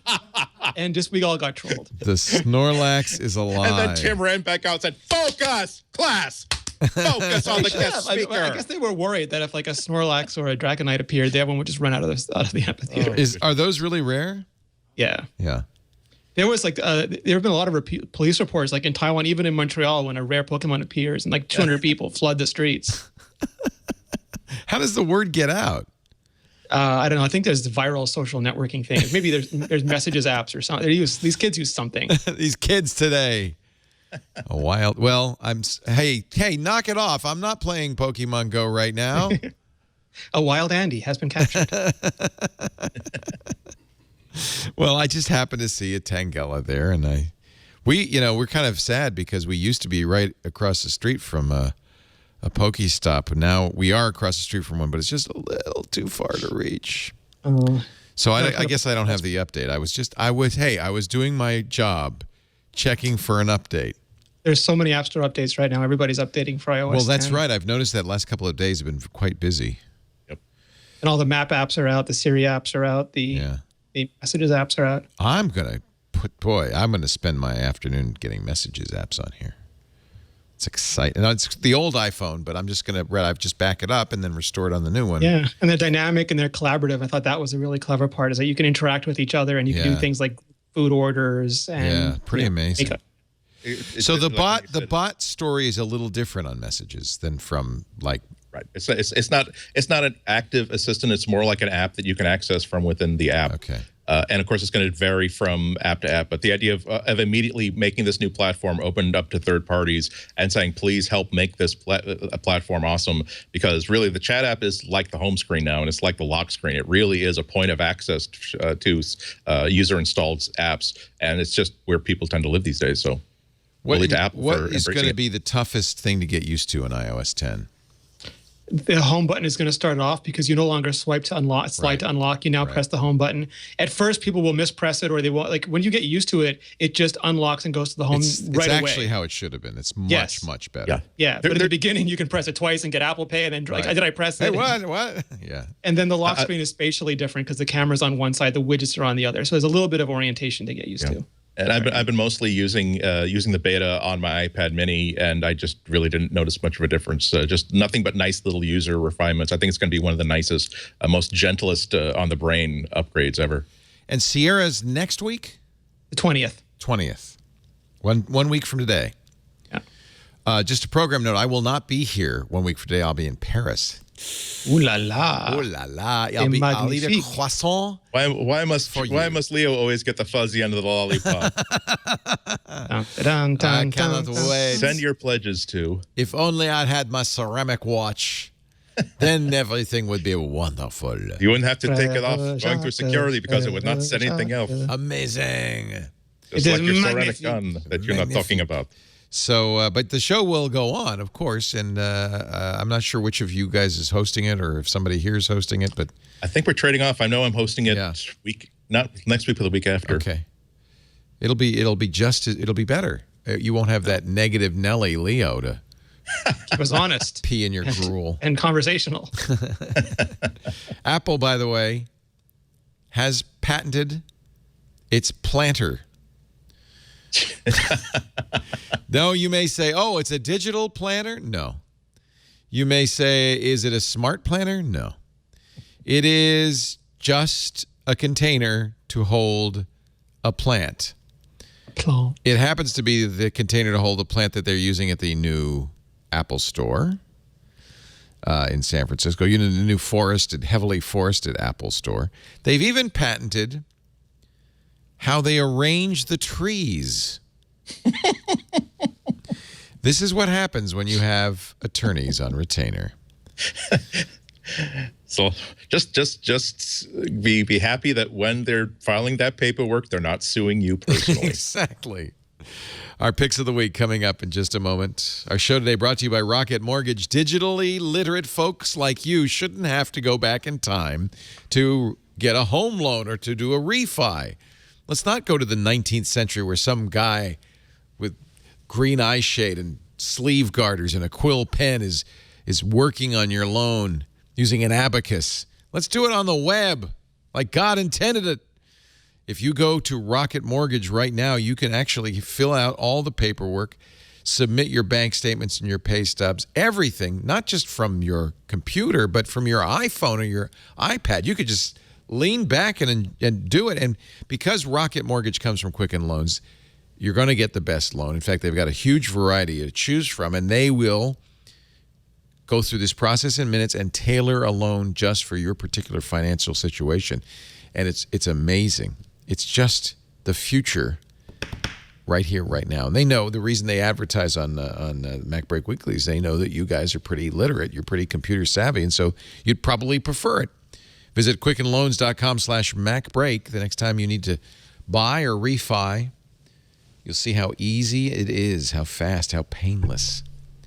quickenloans.com/MacBreak for Rocket Mortgage, equal housing lender licensed in all 50 states, NMLS consumeraccess.org, number 3030. We thank Rocket Mortgage by Quicken Loans for their support. Andy Ihnatko, your pick of the week, my friend. My pick of the week is the Yi 4K action camera. We were talking about how sometimes you buy things to review because it's faster. This is something I bought. I've been kind of also because I've been looking to sort of add like an action camera to a modern action camera to my stable for a while. There are a lot of like overseas made knockoffs of the GoPro camera, and they cost like $50 to $80 and they behave like knockoffs. This is nothing like that. This is a really beautifully built. It costs $250. It's a 4K camera that can go all the way down to I think 230 frames per second at 720p. It has a built-in Wi-Fi, built-in Bluetooth, built-in full-color touchscreen. It has a full touch interface on the back, so it's really easy to change settings and operate, which is a problem that even the regular GoPros often have. It is. I'm sorry. I thought that I had it on the desk. It is actually in my bag somewhere because it's been in my bag all the time since I got it about a month ago. But one of the many things I like about it is that it really is designed to be the sort of camera that I would like to have in my bag at all times. It's not. You don't have to. You can of course put it inside a waterproof case and it will go down to 50 meters, just like your regular action cams. But you can also buy a beautiful like $20 leatherette form-fitting case for it and just carry it around like a regular camera. It has a tripod mount built into it, so you don't have to put it in that big, huge bubble case and then screw it into a special thing to use it with a tripod. I actually have it in a little vest pocket-sized case that also has a tiny little tripod and a tiny little charging cable on it. It will operate. The battery lasts a lot longer than the GoPro battery does. It lasts about 2 hours shooting 1080p HD video. It has 3-axis stabilization. It has a full gyro on it. The photos on it look exceptional. I was in New York for some meetings and briefings last week, and I found myself just carrying it around as a super wide angle and fun to carry around camera. I was taking pictures with it all the time, just as a regular still camera, in addition to being able to shoot video and audio with it. Again, it's full 4K HD. And the other thing I like about it is that it's not designed to be a dumb little just push a button and take a picture camera. It will work that way if you want to, but you can also choose multiple, even within 4K video, for instance, you can choose, do you want it to be high quality 4K video, like high bitrate video, or do you want to maximize storage?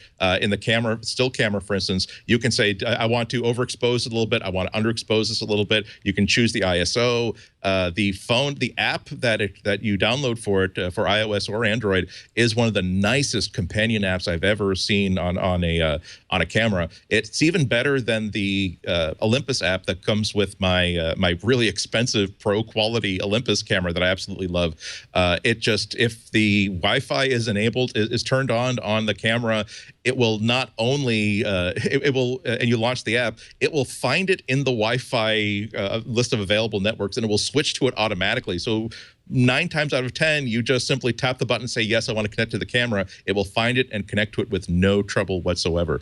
But the bottom line is, it's an inexpensive camera. It's a lot of fun to use. It takes amazingly good video and stills, and it really is just a fun thing to have in your bag at all times, because no matter how good your phone's camera is, it's not optimized for just shooting this one thing. And also, when you have this tiny little camera in your bag, it means that, let's say something really cool is happening, or even if you're just at your sister's house taking video of your niece's birthday, suddenly you remember that, oh wait, don't I have that camera charged up in my laptop bag? You just put it in a corner of the kitchen as the cake is coming in. Wow. And you're still shooting video with your phone, but now you have a second camera that you can cut to that has the wide shot. And so when you're making your videos, it makes it much, much better.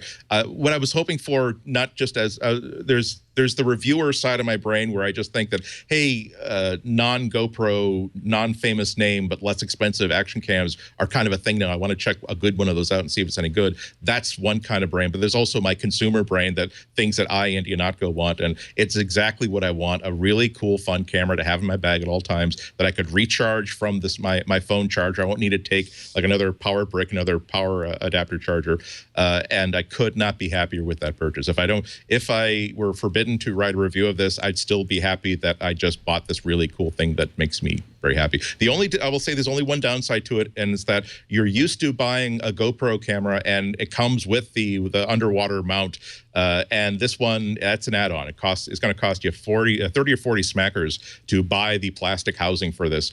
But that's kind of okay because it's durable enough as it is, and if you're not mounting it on a bike, if you're not taking it underwater, if you're not using it for at the splash park, maybe you're okay with the idea that instead of being charged $300 for a kit that included a housing that's for you would be nice to have, but you don't necessarily need, you were able to simply save $40, then buy that housing at a later date when you decided that it was an opportune time. But like I said, Yi Action Cam 4K. They have the original version they released last year is just 1080p. That one costs about $75 or $80. I don't really think they found their sweet spot with that one. It's definitely this $250 one though, the 4K version, definitely worth my strong recommendation. I apologize because you provided us with video and I neglected to download it. But I'm downloading it right now. The Sunset Rocks boats. Yes, I was scrambling to find something that's really. I've been mostly using it to take pretty videos, so that is locked off on a tripod, and yes, that is chosen to be the good place to take almost fraudulently good phone or video demo, which is go to a scenic place at sunset. But the detail is amazing. Like I was saying earlier, if you don't think that you will ever, if you don't have a 4K TV, and so you're not interested in getting a 4K camera, that might not be the reason why you'd want to get it. It means that if I wanted to take that from a wide shot of that rock to a somewhat tight shot, I could take 1/4 of that video screen and turn it into a tight shot. It would be 1080, and the detail would be as good as what I'd expect to get from an action camera at 1080. Yeah. And that's also, people will wonder, my God, you had a really complicated rig on a motorized zoom. Said, no, I had a 4K camera. It was shooting a wide shot, and then in iMovie I just used the Ken Burns effect to slowly pan and zoom to where I wanted it to go. A 4K camera gives you so many creative options that I really wish I had it when I shot my cousin's wedding a few months ago, because I would have looked really much better. It is on Amazon, available for $250. It's one of those companies that saves money by not actually dealing, but by basically selling everything directly. Right. So they use Amazon as their regular seller. If you want to buy it with PayPal, you can also, they have an official store on eBay. And curiously enough, when you buy, I bought the camera through Amazon, and then I bought the housing from eBay. Oddly enough, it shipped through Amazon in an Amazon box. So no matter how you want to pay for it, no matter where you're buying stuff, you will be able to get it. Strangely enough, I'm looking at it on Amazon, and somebody just bought it with a selfie stick. So yeah, they have kits. Make sure expect a lot of bad selfies of me on this trip. Yeah. You sold me, Andy. That's pretty cool. That's pretty cool. Yeah. I've seen a lot of very inexpensive security cameras. A lot of it must be a Chinese company. They're just taking the world by storm. And they're like Amazon Basics, like Anchor. There are companies that figure out that if we don't spend money on marketing, if we don't spend money getting into the traditional retail challenge, if we just say we're going to try to make the best product possible at the lowest reasonable price to get there. And then over the course of a couple of years, you realize that, the name or this name is actually associated with good stuff. Yeah. Like I said, I'm sorry that I don't have it with me, but it really does feel like a $400 device. It doesn't feel like a knockoff of anything. It really is its own thing. As I said, couldn't be happier with it. Thank you for the recommendation. Mr. Rene Ritchie, your pick of the week. So I have two things to recommend, and both for similar reasons. As we know, the iPhone 7 has famously ditched the 3.5 millimeter headphone jack, and that's fine for people who want to just listen to iPhone headphones or are going to use Bluetooth headphones. But there's a group of people who have low vision or no vision, who need to use the headphones as primary input devices. They need to be listening all the time, and that means that they will almost certainly have to be charging at the same time that they're listening. Oh. So for them, there's two options currently. One is a dongle that Belkin worked on with Apple that basically is similar to the original dongle, but has double lightning on it. So you can plug that into your iPhone, plug the lightning cable to charge into one side, the lightning earbuds on the other side, and then you can just listen while you are charging without any trouble. And if you have to listen all day, every day, that's fine. If you walk around with your headphones in literally all day, totally fine. The second is Apple's Apple's dock for the iPhone, and it's the same dock as last year, but there's a new space black color now.